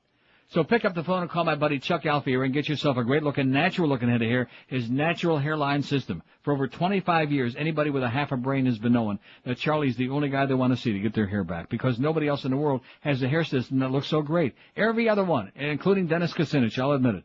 They look like Marv Albert on a bad day. They look like Mo Howard David on a bad day. If you don't want to look like that, forget about it. Pick up that phone and call 1-800-321-2413. Mention that Neil Rogers told you to call, and Charlie will say, great. And he'll also give you a $200 QM discount for mentioning my name. Charlie also services and repairs all kinds of hair systems while you wait for only $25 to $30 and can always make them look a hell of a lot better. And you get that 30-day guarantee. You got nothing to lose but that big ugly bald spot. If you don't, for 30 days, look better and love the way you look and feel and smell, if you're not getting ahead like at least 15, 20 times a day, just give the hair back and say, here, give me all my money back, no problem. Call them right now, 1-800-321-2413, and get you a great-looking head of hair, or check on their website, charlesalfieri.com. Live and local. This is Sports Radio 560 QAM. Yo, yo, let's rate Mo. Radio Big Sean. Yes. That's how we pass the time away in the gay old jail of Oz. I'm getting pounded. We put a retarded girl in our all-new Mitsubishi to show you how well it drives.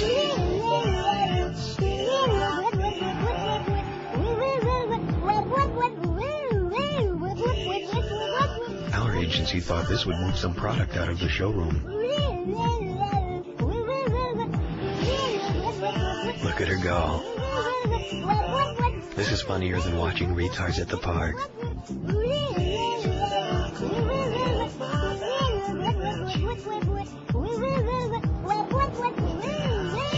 If someone that severely retarded can have that much fun in a new... She's not retarded! Huh? She's having an epileptic fit! Hey, watch out for them.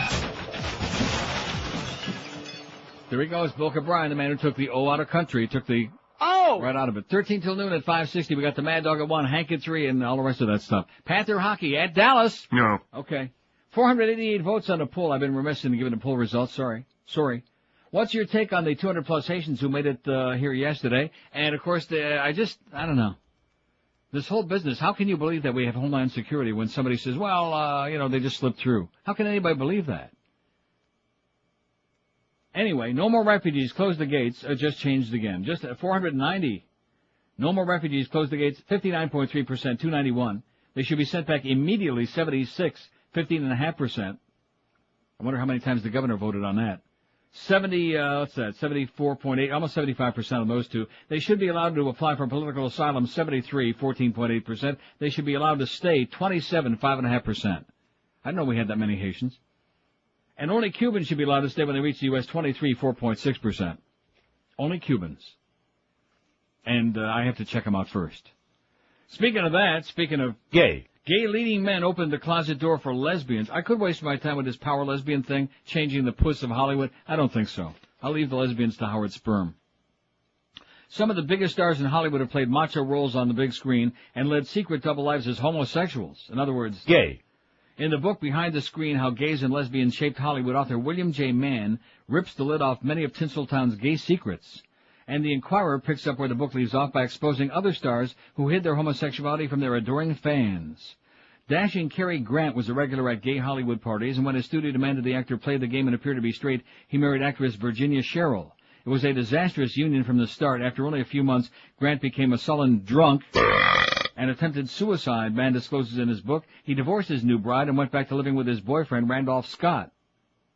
And the pair romped their way through the gay clubs that dominated the Hollywood scene in the 1930s. Great Scott. Handsome leading man Rock Hudson worked furiously to keep his gayness a secret till he was on his deathbed with AIDS in '85. Throughout his long career, the actor took macho roles and even married his agent's secretary to hide his homosexuality. Hudson was so successful in his cover-up that even some of his closest Hollywood associates, including Doris Day, his co-star in 3 hit films, were fooled. Said Doris, "I never had the remotest idea he was gay." Well, this isn't the Inquirer, but I'm not so sure I buy that, because I've seen the thing on the VH1 or Biography or somewhere. I don't know. I think she said otherwise. I don't know. No, well, I'm not asking you. What the hell do you know about Doris Day and Rock Hudson? You don't even know who the hell they are. Jesus Christ, punk. I think I do. You think you do, yeah, Doris Day. Que sera, whatever. And she was pretty good. She was okay. She was in some Hitchcock movies. What was she in? I don't know. Cesar Romero was touted as a Latin He-Man in movie. Oh, not Cesar Romero. Oh, no. Gay. As a real He-Man in movie magazine, well, he was Latin. What do you expect? But in real life, he had a long love affair with fellow actor Tyrone Power, according to Mann. Tyrone Power, we knew he was one. Oh. Who is that, the Riddler? Yes, very good. Cesar Romero was the Riddler. No, the Riddler was Frank Gorshin. No, the Joker. The Joker was, see, now you got me confused. Burgess Meredith was the Penguin. The Joker was Cesar Romero. Right, okay. You start getting me, and of course Burt Ward. Hey, Burt, is that really something in your tights, or is that a salami, huh? Wow. Romero and Power played the game well, never attended gatherings where they were mostly gays. They understood the need for discretion, an associate stated. Power would meet one of his young boyfriends at the time, designer Mr. Blackwell, then known as Dick Ellis, in his dressing room and take long rides, speeding off to Malibu so they wouldn't be seen together. He liked Dick. Screen hunk Burt Lancaster was a shameless womanizer, but many who knew him believed he also bedded men. Not Burt Lancaster! From Here to Eternity? Oh, no! In a tell-all biography of the superstar that stunned Burt's fans in 1995, a year after his death, author Gary Fishgall said that Idala Luria, a dialogue coach who worked with Burt on several Italian films, told him, in Italy, Burt is known as bisexual. And, of course, in Italy, almost everybody is anyway. At the dawn of Hollywood filmmaking, the first superstar was J. Warren Kerrigan, who posed as a fast-shooting, buckskin-wearing cowboy. In fact, the king of cowboys was a perfumed, effeminate sissy who couldn't punch his way out of a paper bag, man discloses. How do you like that? Don't shoot, don't shoot. Pampered and powdered, Kerrigan would sit haughtily in his makeup chair while the studio beautician turned him into a handsome movie cowboy. Maybe he knew the kosher cowboy. In 1910, he was the most recognized male face in silent movies, but he was constantly mocked by film crews for being so prissy, and his mother never moved out of the house he built for himself and his male lover. The world was shocked in 1990 when news leaked out that Psycho star Anthony Perkins, then married with 2 teenage children, had a secret gay life and was stricken with AIDS. More shock came in 1996, 4 years after Perkins' death, when the biography Split Image by Charles Weinkauf revealed that one of Perkins' favorite gay playmates was Hollywood hunk Tab Hunter. What a shock that is. Not. A few years later, Hollywood actor Ray Strickland's book Angels and Demons, One Actor's Hollywood Journey, revealed more about Hunter's private life. Tab preferred the company of men, but there were no fireworks when we connected, he wrote. We met, had sex, and that was it, almost too fast, too. Fast. It was quick. It was like, hi, how you doing? Squirt, squirt. That's it. Thank you. Flamboyant pianist Liberace died of AIDS in 1987 without ever confirming his homosexuality. Is there any doubt? No. Oh, boy. Better dig into that. His greatest fear was that his fans, especially the grandmas who loved him so much, would find out that he was gay and be so horrified they would turn against him, declared his former live-in lover Scott Thorson. Although Robert Reed played on TV's favorite family man on the Brady Bunch, he lived a secret gay life of one-night stands and sex for hire men and eventually died of AIDS in 1992. He always went for the same type. A young man about 19 with blonde hair and blue eyes. All right. Sounds good to me, said one man who used to spend time at Reed's favorite hangout, a gay bar in Laguna Beach, California. They all called him a $200 trick. He gave them $100 for sex, an extra $100 to shut up. For $200, I hope they were really good. Well, it don't make any difference now, I guess. Aristotle Onassis had an affair with a 22-year-old man while he was married to Jackie... Oh! The Greek billionaire. Well, see, he liked Greek. The Greek billionaire's former aide, Frank Motti, claimed he caught Ari in bed with a 22-year-old and said the tycoon tried to seduce him, too. Screen goddesses Liz Taylor and Marilyn Monroe both tried to seduce Montgomery Clift, but the handsome actor was only interested in other men. As if we didn't know that. Poor Monty. According to Liz, Clift would play the ardent male with her, fanning her hopes that he would fall in love with her. Then he'd suddenly appear with some boy he'd picked up. Said Liz, I knew he was meant to be with a man and not a woman. I discussed it with him. I introduced him to some really nice young guys. Well, being the fag hag that she has been. James Dean was another star who had the ladies swooning and fooled about his sexual identity. One day, Jimmy asked me if I'd work with him on a scene, Strickland wrote. While I was attempting to feed him his lines, he suddenly switched his position, putting his head in my lap. Before I knew what happened, he lifted his head from my lap and kissed me firmly on the lips. Oh, how disgusting. Bewitched star Dick Sargent came out of the closet in 1991, Inquirer Blockbuster saying, I'm going to do it to stop living a lie. The actor's good friend and wife on the show, Liz Montgomery, knew the truth, but Sargent hid his homosexuality from the rest of the cast and the public. I could portray a husband because I'm an actor, he said. Acting a heterosexual man is no different than portraying a murderer or hunchback. It's acting, he said. How do you like that, huh? Which most of those we knew, but a couple pretty interesting ones there, huh? Cary Grant? Tyrone Power? You don't even know who the hell any of those people are. One or two. Like who? Cary Grant? You know Scary Grant? I've heard here's another great story in Tampa. All you NRA nuts who invaded our pool yesterday, you lunatics. Tampa, a 3-year-old boy was in critical condition yesterday after apparently shooting himself in the neck in his parents' bedroom. Quinn Birchfield was shot around 7:38 last night, police said, or Monday night. They described the incident as an accident. The boy's father, Stephen Birchfield, heard the shot, found his wounded son, called rescue personnel. Tampa police spokesman Joe Durkin said, no relation to Tom Durkin, said Birchfield, 33, had left his .32 caliber semi-automatic handgun inside his jeans on a dresser in the room. The boy found the gun and began playing with it. His sisters couldn't get to him before he pulled the trigger, Durkin said. The bullet lodged in the neck. He's in critical condition. How do you like that? Oh, look at this. Here's Chronic Joey again. Hey, Joey, get lost, okay, with your chronic stupid faxes. Go away. Whatever your real name is. Idiot. Here's a fax that says to Neil the Queen, we need to spend more money on the Coast Guard. Less Haitians, more weed. Send Jeb back to Haiti. No, okay. And it goes on. I think I went far enough on that. Okay, we got the big noon to 1 hour coming up, man. And of course, we all got a big smile on our face. Did you go look for a sack yet? Of course not. There's not any food in this joint, is there? I'll double check now. Yeah, let's go sniff around, see if we got anything. And if not, we'll have to call somebody. Or not. Or not. I need to lose an ounce or two before I get out of here. Of course, Miguel is going to come in at 1 o'clock. I can always. 4 minutes till noon at 560. WQAM.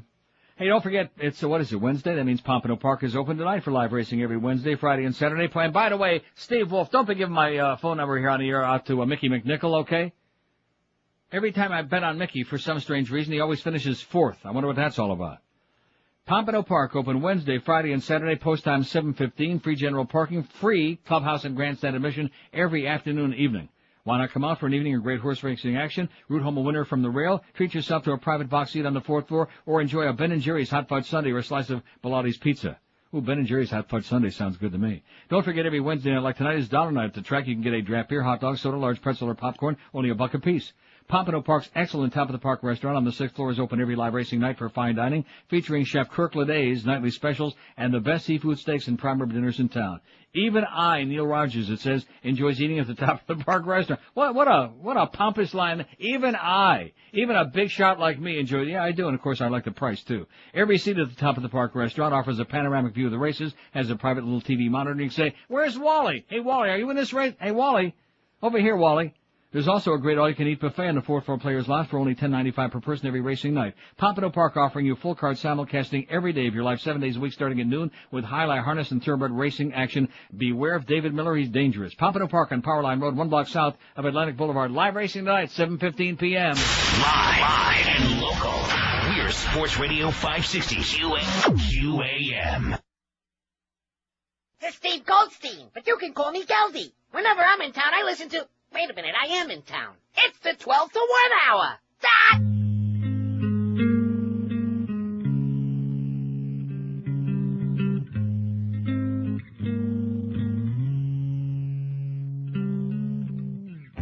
Wear a thong, low-cut jeans that won't stay on. My hair is blonde, shake my butt and I turn guys on. But there's a place where all the guys can't hide.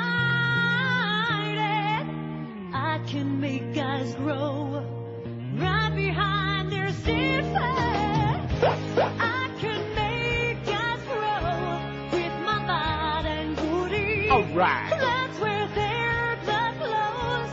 'Cause I'm such a cutie. It's one of those things I work for. Being such a bad girl, honey. I can make guys grow with my body and booty. That's where their blood flows. 'Cause I'm such a cutie. It's one of the things I work for being such a bad girl, for being such a bad girl.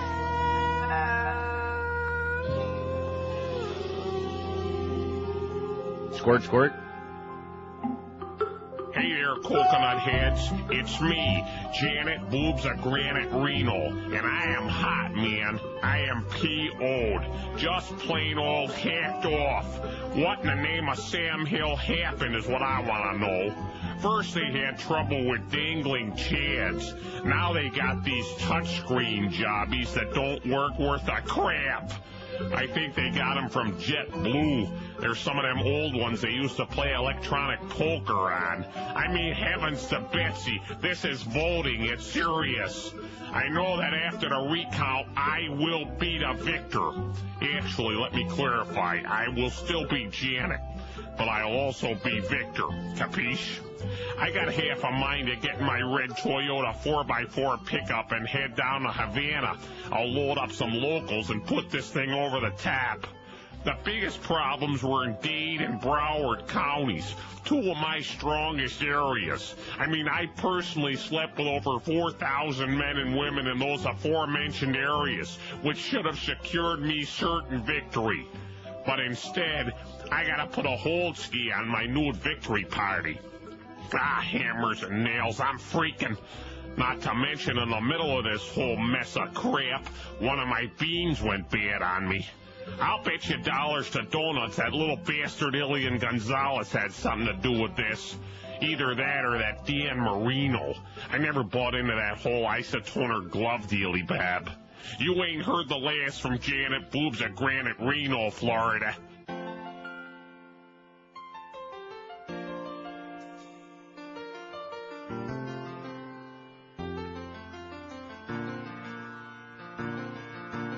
Ilion rises into the shore.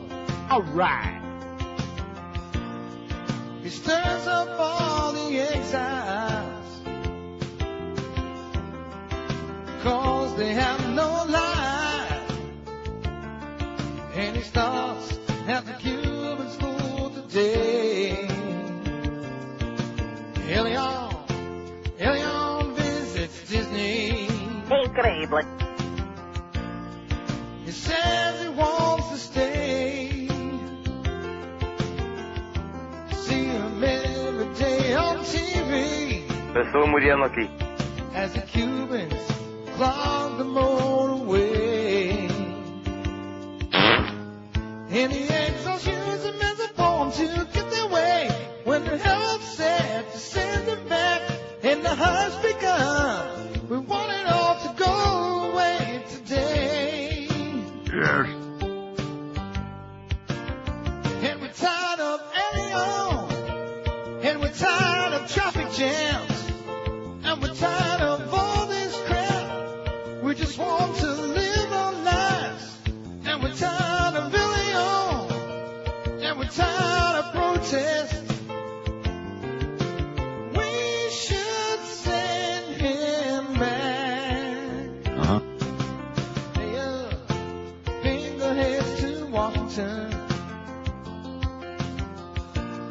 And royal tax along.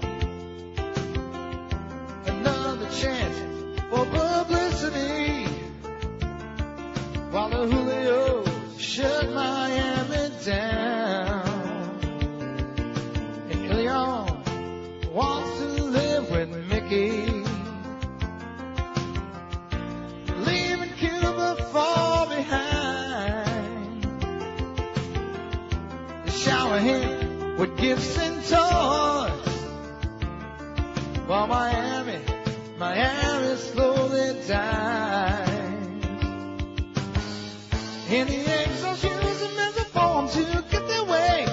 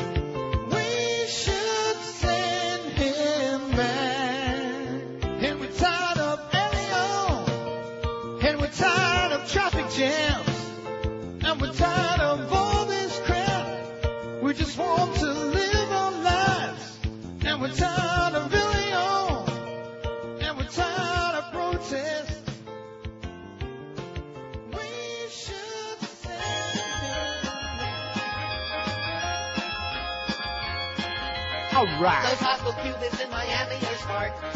They changed the name to Alien Park. Exploitation is now down to a fine art. That's where the bucks are. You just head south on Lazaro Way until you see the human chain and giant water ride where you grab a tube or a raft. That's if you're floating up to a democracy. Down, back south to Cuba. Down, underwater to drown and back around to a corrupt little town. It's the biggest park you've ever seen. Down simple nature, all the toilets are clean. They'll sign an autograph like a big shock media star. And then he'll park your car. It's all about how important you feel when the rest of the country thinks it's no big deal for recalcitrant fun. Oh! Go down to Alien Park.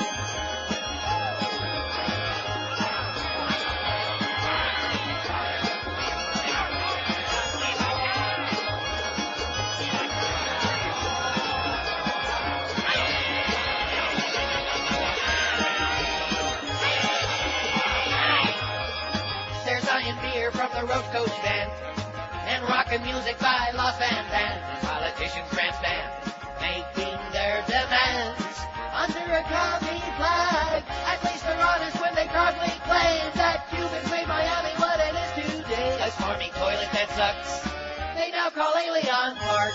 Oi! Down at Alien Park. Down at Alien Park. Okay, here comes that part where it just goes on and on and on. Pop, pop, beep, beep, pop, all that other stuff. 9 minutes past noon at 560 WQM. It's our big Wednesday noon to 1 extravaganza. All comedy bits all day. 534, what is it? 500. I'm tongue-tied because I saw Fat Boy come waddling in here and out of the chair. Let's hear it for Fat Boy. Nice going. He was waddling on his, did he have the walker? Yeah, he had the walker today. 534 votes. In fact, you wonder where all the food went that was in those other bags? I think you just saw the answer. What's your take on the 200-plus Haitians who made it on shore here yesterday, who washed up on shore, who jumped overboard? No more refugees. Close the gates. 317, 59.3%, which is obviously the correct answer. They should be sent back immediately, which is acceptable too. 86, 16.1%. They should be allowed. I'll change it again. Jesus. They should be allowed to apply for political asylum. 78, 14.5%. They should be allowed to stay. 29, 5.5%. Only Cubans should be allowed to stay when they reach the U.S. 24, 4.4%. Everybody else was too embarrassed to say that, even if they believe it, all our Cuban friends. And by the way, Joey, go back to being Tracy, okay? We liked your chronic faxes better when you used to be Tracy Foster or some other fake name, you right-wing asshole. Hey, let me tell you again, Miguel said it's the truth, and the crappy old mattress he had before. Didn't he say that before he left here? Yeah, he did. Used to slide right off the edge while I was trying to make whoopee with his lovely fiancée. Just at the wrong moment, like, squirt. Too late, right on the floor. Damn it. So if you're not getting a night's sleep or if you're not being able to partake in extracurricular activities the way you want to, get you a great new mattress the way Miguel did. Of course, you'll have to pay for yours. Just call 1-800-MATTRESS. That's the number for Dial-A-Mattress. When you talk to these folks, you'll be guaranteed a great night's sleep for years to come. Dial-A-Mattress carries only the best brands in the world. They got Sealy, Serta, Simmons, King Coil, every size, every comfort level. In other words, the exact mattress you're looking for is in stock, ready for just about immediate delivery. And, of course, no bait and switch like a lot of those other stores, because a lot of the other stores you do business with will be out of business in 6 weeks. When the crew from Dial-A-Mattress got to Miguel's home, they took away the crappy old bedding, and they handled it gingerly and set up the brand new mattress. So don't be tempted by those other stores, and don't waste your time schlepping around. Just pick up the phone, make one easy call at 1-800-MATTRESS. And don't forget, these next couple of days, today, tomorrow, and that's it.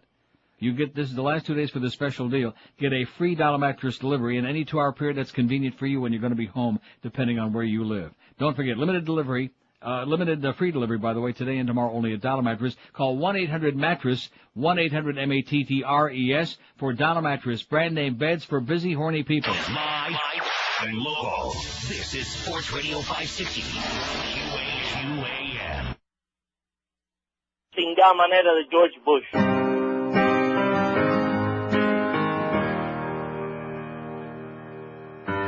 Elian, we're getting tired of you. Yeah. Elian, you should be Cuba bound. Rolling cigars don't sound so hard. You should be on your way. It's easy, just go float.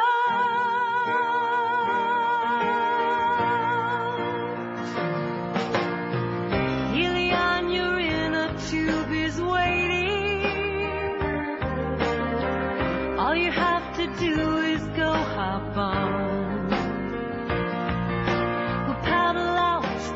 head due south and say hi to your mom. So go back to Havana, it's only 90 miles. So go back and see Castro, buddy, on your brand new I Love USA in the tube. 'Cause you flown in a tubes. So go back, Ilian, it's so close, you can see your daddy and both grandmas. It ain't that far. Regresa a Canadá, judío bastardo. Her personality is great. I think she might be my soulmate. But there is one thing that is vile. She's got a face like Gomer Pyle. Her shapely legs are just the best, second only to her chest. Can't say the same about her smile. She's got a face like Gomer Pyle. She looked good from far away. I thought I'd make a play, but that was a mistake. 'Cause when she got closer, I said no sir, 'cause I gotta look at her face. She had a lovely head of hair, the kind that makes you wanna stare. But then I saw that girl's profile. She had a face like Gomer Pyle. I thought that I was living large until I heard her yell, "Hey Sarge." It's gonna haunt me for a while, that face that looks like Gomer Pyle. Baby, launch a couple missiles toward a place we know, and aim 'em at a fella whose first name begins with O. There's one thing we all understand: Al-Qaeda won't be finished until we blow up Pakistan. We could chase them round forever with our tanks and all our troops, but special forces are so tired of jumping through them hoops. You know we need another plan, so let's cut out all the nonsense and go blow up Pakistan. Al-Qaeda needs a nuclear tan. Why don't we stop pussyfooting and go blow up Pakistan? I want to give you a kiss. Boom, boom. Hey, what you eating? Cowboy Dick. Hey, buckaroos. There's nothing like a little Cowboy Dick ice cream. I want something. I've got a craving. Yeah, well, how about some Cowboy Dick? Sure. All the cowgirls love my Cowboy Dick. And I should know, 'cause I'm Cowboy Dick. I like my Cowboy Dick with some nuts. No problem, partner. Introducing Cowboy Dick, with nuts so big you can hardly wrap your lips around them. My youngins love Cowboy Dick. Ma'am, fill your posse with my Cowboy Dick. Oh, Cowboy Dick. Here, try it. How is it? I can't talk. My mouth is full of Cowboy Dick. She's smiling. She's smiling. Fill your mouth with my Cowboy Dick. Available in your grocer's freezer. Ooh, once you've had your first Cowboy Dick, you won't ever go back. When you're filled with Cowboy Dick, you'll scream, "Whee!" Welcome back to the Mo Howard David Show, where we're chock full of zany but good, clean family fun. You know that pipe-smoking jizz-guzzler thinks rape is funny? Is that funny? Planes crashing into buildings is funny too, huh? What? Since when is gang rape funny? Especially when it's me getting my teabag grabbed. What a jackass. Hey, how about them hurricanes? No, don't go tap dancing when I talk. This is important. They don't know comedy. I'll show them comedy. Today I brought my collection of Lum and Abner tapes. Who? Lum and Abner, you moron. They even named the restaurant after Lum. Oh. You clueless schmuck. We'll get back to that later. Right now, it's time for our transcendent mid-show snack. Bring the morning mayor his food. Ooh. Here they are. My favorite place to dine, Zygotes Boca. Dig in, everybody. What is it, shrimp? Looks like it, don't it? No, it's the veined embryos from Planned Parenthood in the hood. But it's good. Try it with the cocktail sauce. Hey, Beast, go play that Alice Cooper record. Dead babies can't take care of themselves. There's a little atmosphere for you to help it go down the gullet. Hey, baby, I really dig that Alice Cooper. See? I'm with it, and I'm hip. I'm a hipster. If these punks only knew what was good. Here, I got some sense in here to cleanse your palate. Thanks, Mo. All right. Well, we got the Meathead Mad Dog coming up at 1, followed by that Fat Joe right after the Queen and the Spit.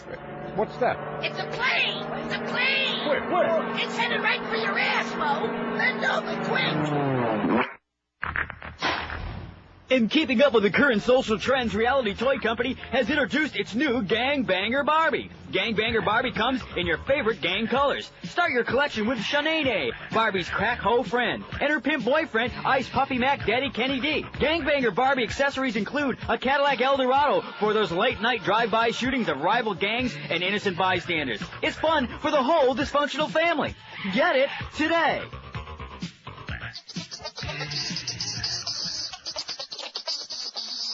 Welcome back to the highly rated Mo Howard and David Show.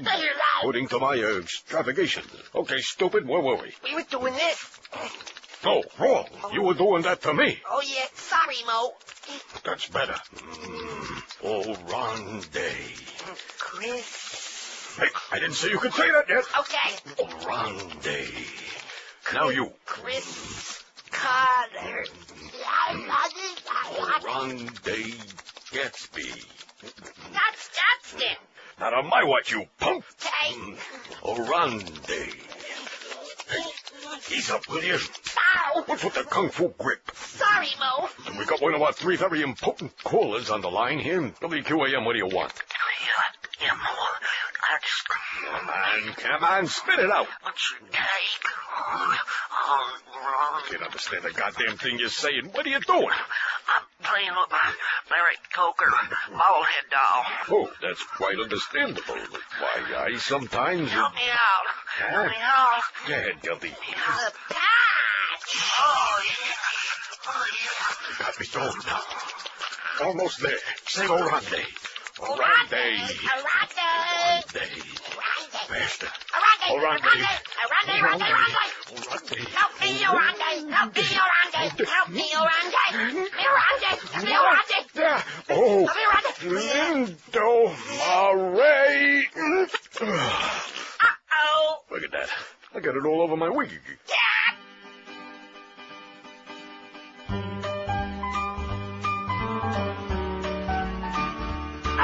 Don't like all the heartburn. Every time I see that retarded dimwit on my TV. He's President Dumb. Republicans muscled in an inarticulate idiot. I don't know why they would want this guy, but now he's here. We're screwed the next 4 years with President Dumb.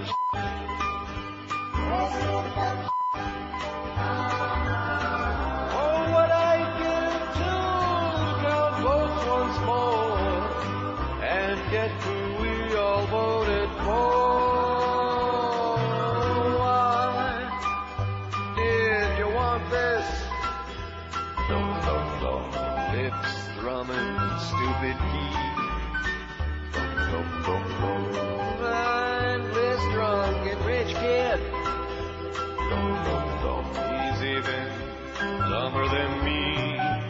He's President Dumb. You don't care what it took. You got him in by hook or crook. The Christian right knows what's best for you and I, but have no fear.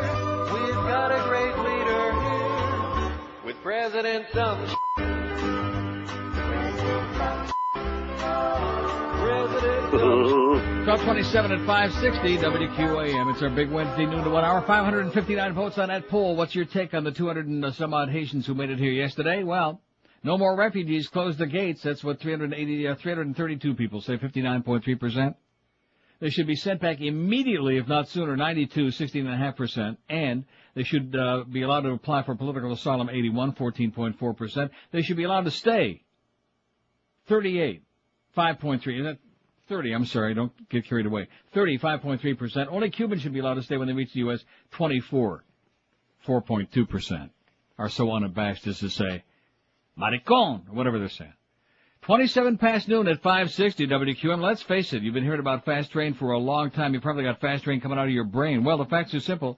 If you have the dedication, Fast Train will provide you with the necessary training to become a certified computer professional and start making a serious income. According to Time Magazine, and they know their crap, the demand for computer professionals will continue to explode to get big as life itself. The average student at Fast Train completes the training in just 4 short months, attending school just 3 nights a week. Once you've completed that certification, Fast Train will help in getting a great new computer job, too. Fast Train invites you to come in and visit their trained career counselor and determine which track is ideal for you. Call Fast Train 866 Train to set up that appointment. With 4 convenient locations, you'll find them in Miami, Pembroke Pines, Fort Lauderdale, and brand new now in Kendall for you. And don't forget to ask the career counselor for a list of students like yourself who are currently in their dream jobs. Call Fast Train toll free. I was just thinking about Todd Dreck. Makes me laugh. Call Fast Train or cry 1-866-FAST-TRAIN. That's 1-866-FAST-TRAIN. Or check them out on the web at fasttrain.com. Tell them that Todd Dreck told you to call. Live and local. This is Sports Radio 560. QAM.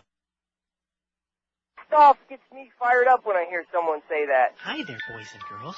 Today, we've got a very extra special friend stopping by to show us all about something really special. I hear him at the door right now. Come on in, Mr. McMack.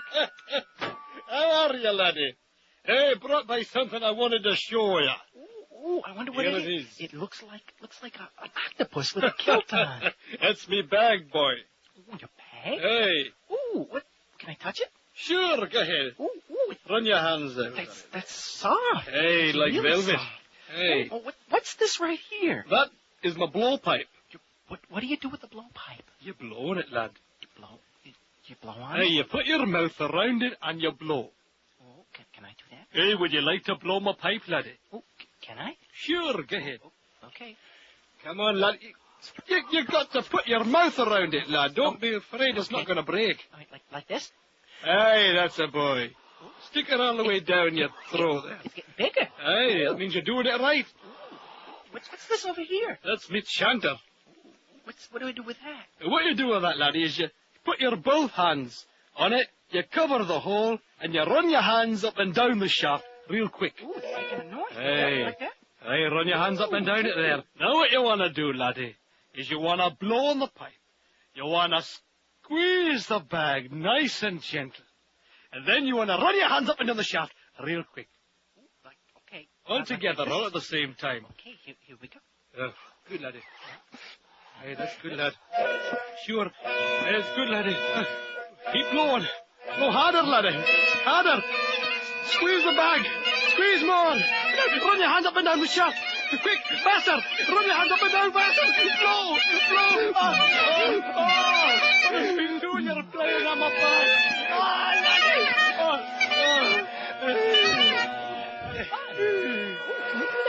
Can we do that again? After the catch of me breath, maybe. What's that crap they play down the hall? That's power. What garbage. The kids today don't know what's good. Like that song, I'm happy I live in a split-level head. You remember that? How can you... Listen. I'm happy I live in a split-level head. I'm happy I live in a split-level head. You don't remember that? No. No? Why am I surrounded by morons? Come on, Howie. Don't you call me Howie. I've had enough insubordination from you, pal. Calm down, will You shut up, fatso. Okay, that's it. You're all fired. you fat, stupid boob. You listen to me. You're fired. Guilty that goes for you, too. You know who I am? I'm the king of paradise.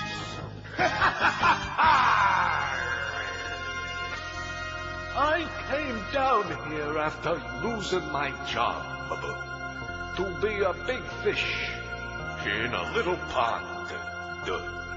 When they kicked me off ESPN, they told me don't come back again.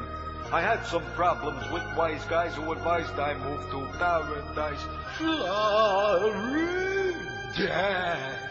Fired. That back deal ain't no Louis Nye. That guy was funny. You're all fired. And I hope that kid guzzler dies. I hope he dies. I hope you all die. I'm a big fish in a little pond, see? A big fish in a little pond. Is anybody listening to me? I'm a big fish in a little pond, a big fish in a little pond, a big fish in a little pond. Yeah! Why doesn't anybody enjoy me? Now, calm down, Howard. What do you say we go have some nice sushi?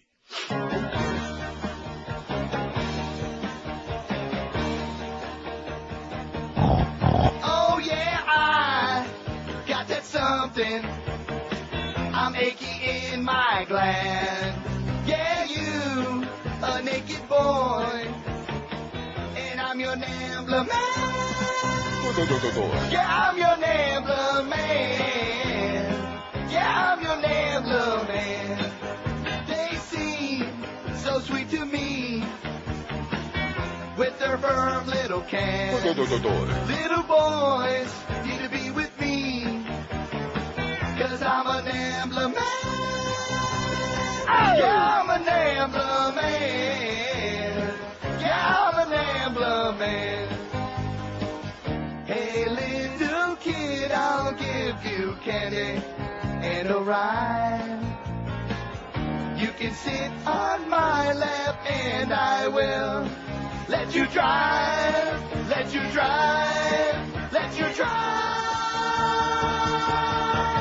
Yeah, you shake your muffin when you wear your little pants. Don't tell a little secret, 'cause I'm your Nambler man.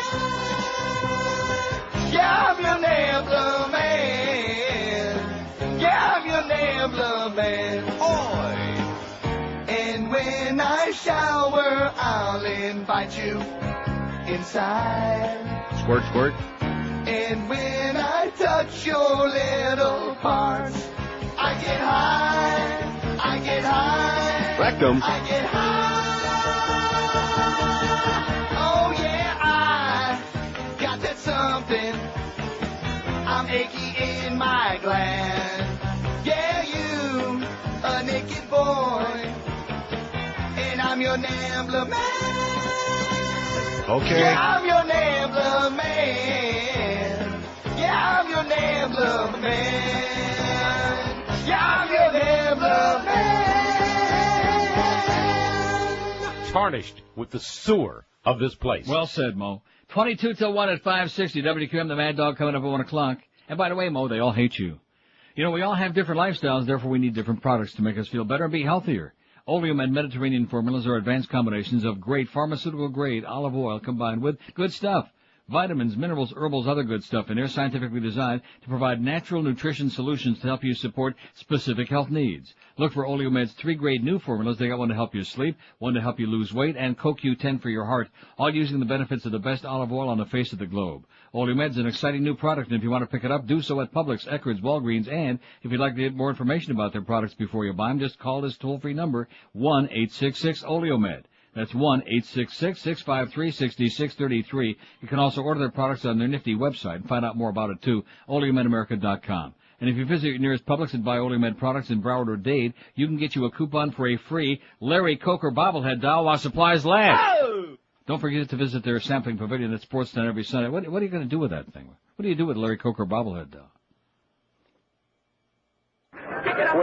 Don't forget to visit the sampling pavilion at Sports Center every Sunday when the Dolphins are playing home games. Pick up some free oleomitted product information as well and start popping it in your puss for good health. Live and local. This is 560. The radio's all yours. QAM. Not talking about women.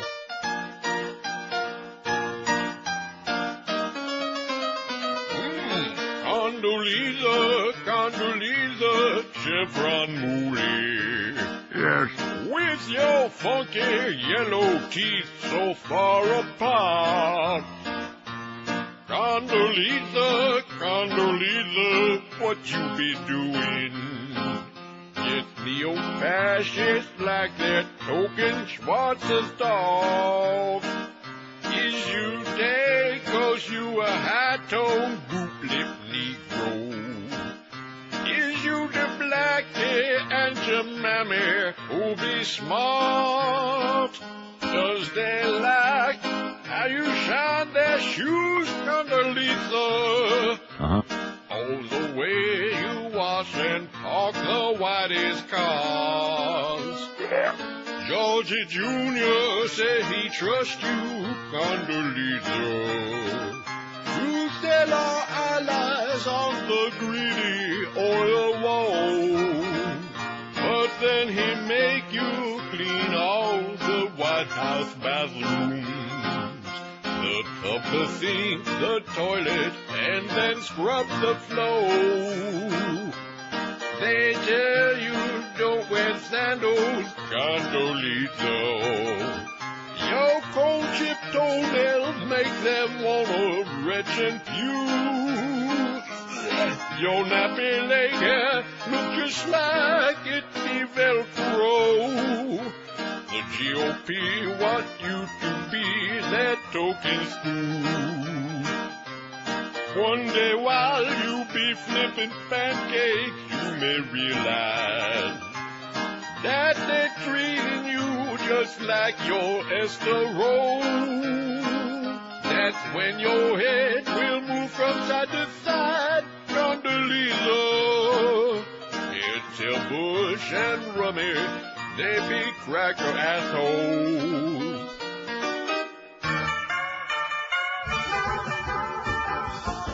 Well, he's a Tallahassee Nazi, who got the money from his daddy, an anti-Semite little bratty, with an agenda that's crappy.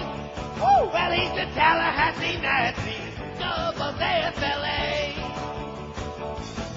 Well, he's the presidential son who doesn't have to run. No one else is gonna win. He might as well just move right in. Sieg Heil, Sieg Heil, Sieg Heil, Sieg Heil. He has a golden spoon. He was born with up his ass. So look out, all you Jews. Get ready for the gas. He's a Tallahassee Nazi. He'll give our civil rights the whammy. 'Cause he's a Tallahassee Nazi, love of the FLA. Well, he's a very wealthy dude with very fascist views who never paid his dues. By next year, we'll all be screwed. Sieg Heil, Sieg Heil, Sieg Heil, Sieg Heil. Any schmuck could win that race against Buddy McKay. Why do you think they call it gubernatorial anyway? He's a Tallahassee Nazi. He'll make the KKK happy. Yeah, he's a Tallahassee Nazi, love of the FLA. Come on, let's do step. Come on, Adolf. Let's go for none.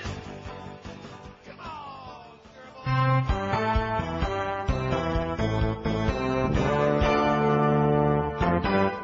Oh, fat ass Rosie, please go away. Find a new way to attack a buffet. Go home and eat your ho-hos till you explode. Just like your fat chudden ladies have to buy 2 seats on a plane. Smelling your fingers that have yellow stain from Cheetos. Can't see your toes. Master Piggy Poo Nose. Proud to be fat, disgusting, and pasty. Oi! You make the shuttered women smile. They like a gal who's fat and sassy. Big smelly fat, so repulsive and vile. Your body cheese smells like a crapper. After it was occupied by Ed Asner, need a shoehorn to get into your car, 'cause you're too goddamn wide. Oink and squeal, oink and squeal, oink and squeal, fat lady, living with your lover lesbian. Slobbering and snorting a tree between her knees. Mashed potato yeast. Smells fishy to me. Lapping up a tuna that's moist and tasty. Hey.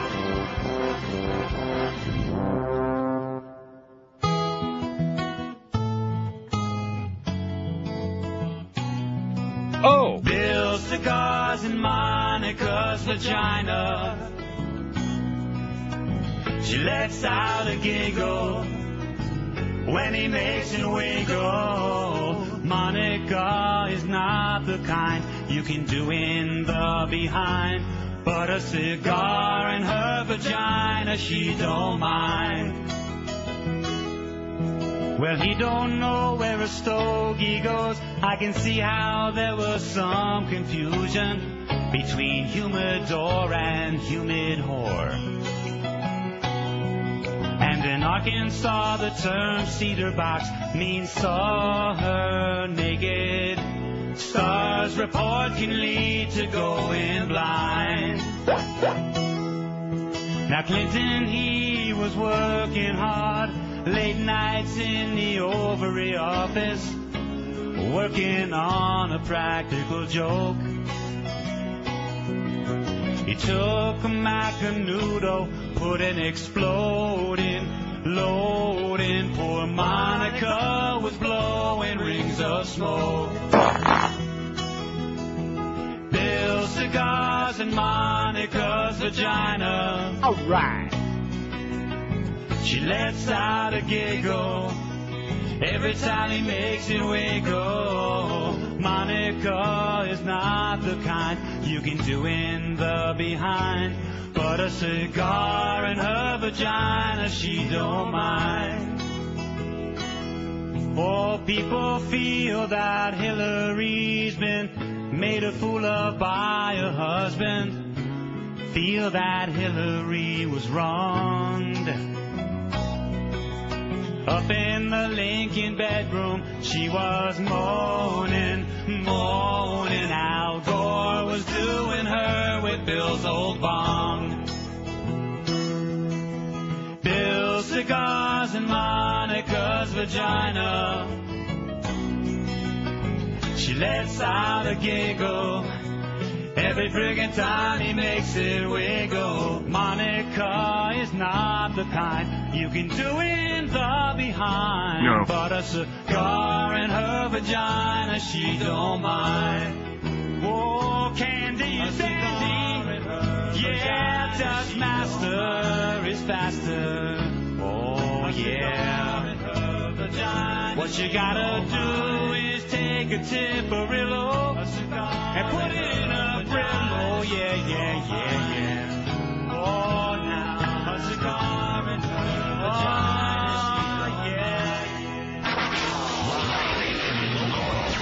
We're Sports Radio 560 QAM. Remember this golden gasser. Wonderful WQAM. Do you fear your nephew is in hell? I feel that my nephew is not with the Lord, no.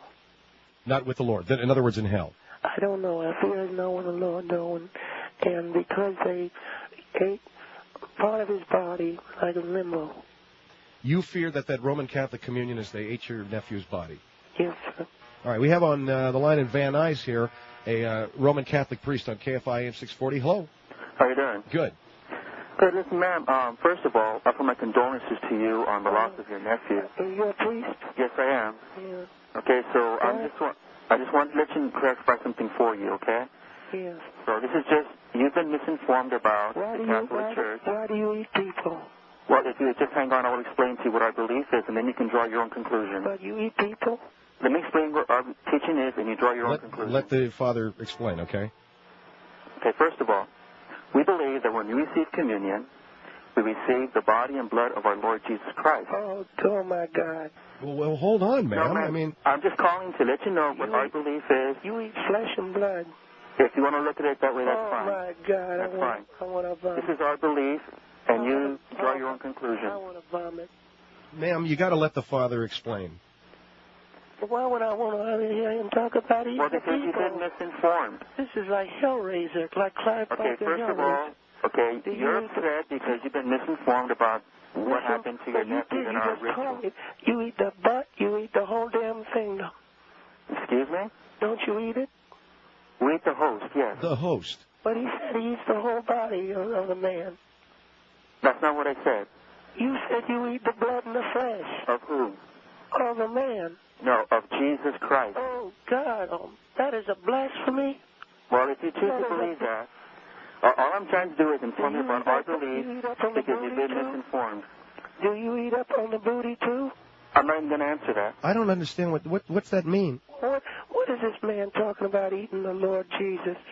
Let him finish. Okay. Let him just say what he has to say. From the scriptures, man, where Jesus took bread and blessed it and broke it and said, "Take this and eat it. This is my body." Oh, God. And then he took the cup of wine and he said, "Take and drink. This is my blood."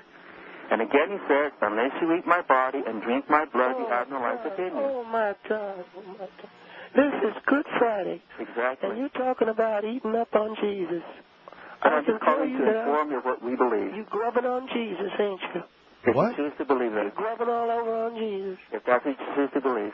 And my nephew, what about him? Okay, ma'am, as again. Macking on Jesus. Them Catholics macked on my boy. Macked on your boy. I don't believe that. I'm sorry. Them Catholics macked on your boy, huh?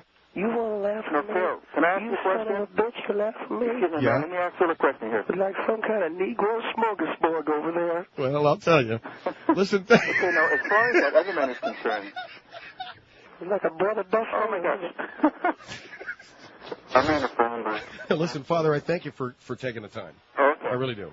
Ma'am, you have a good Easter. Well, you'll pay for your sins. Well, I'll leave that up to God. That's true. Thanks, Father. All right. Bye-bye.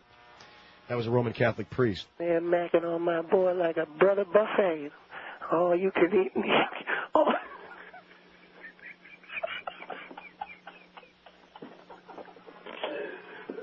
What was it?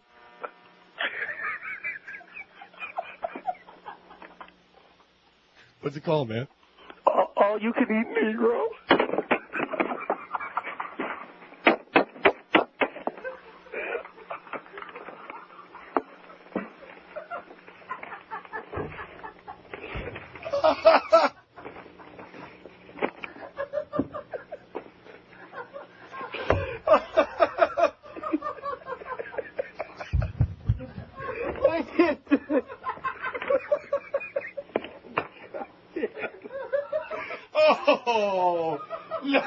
Oh, no.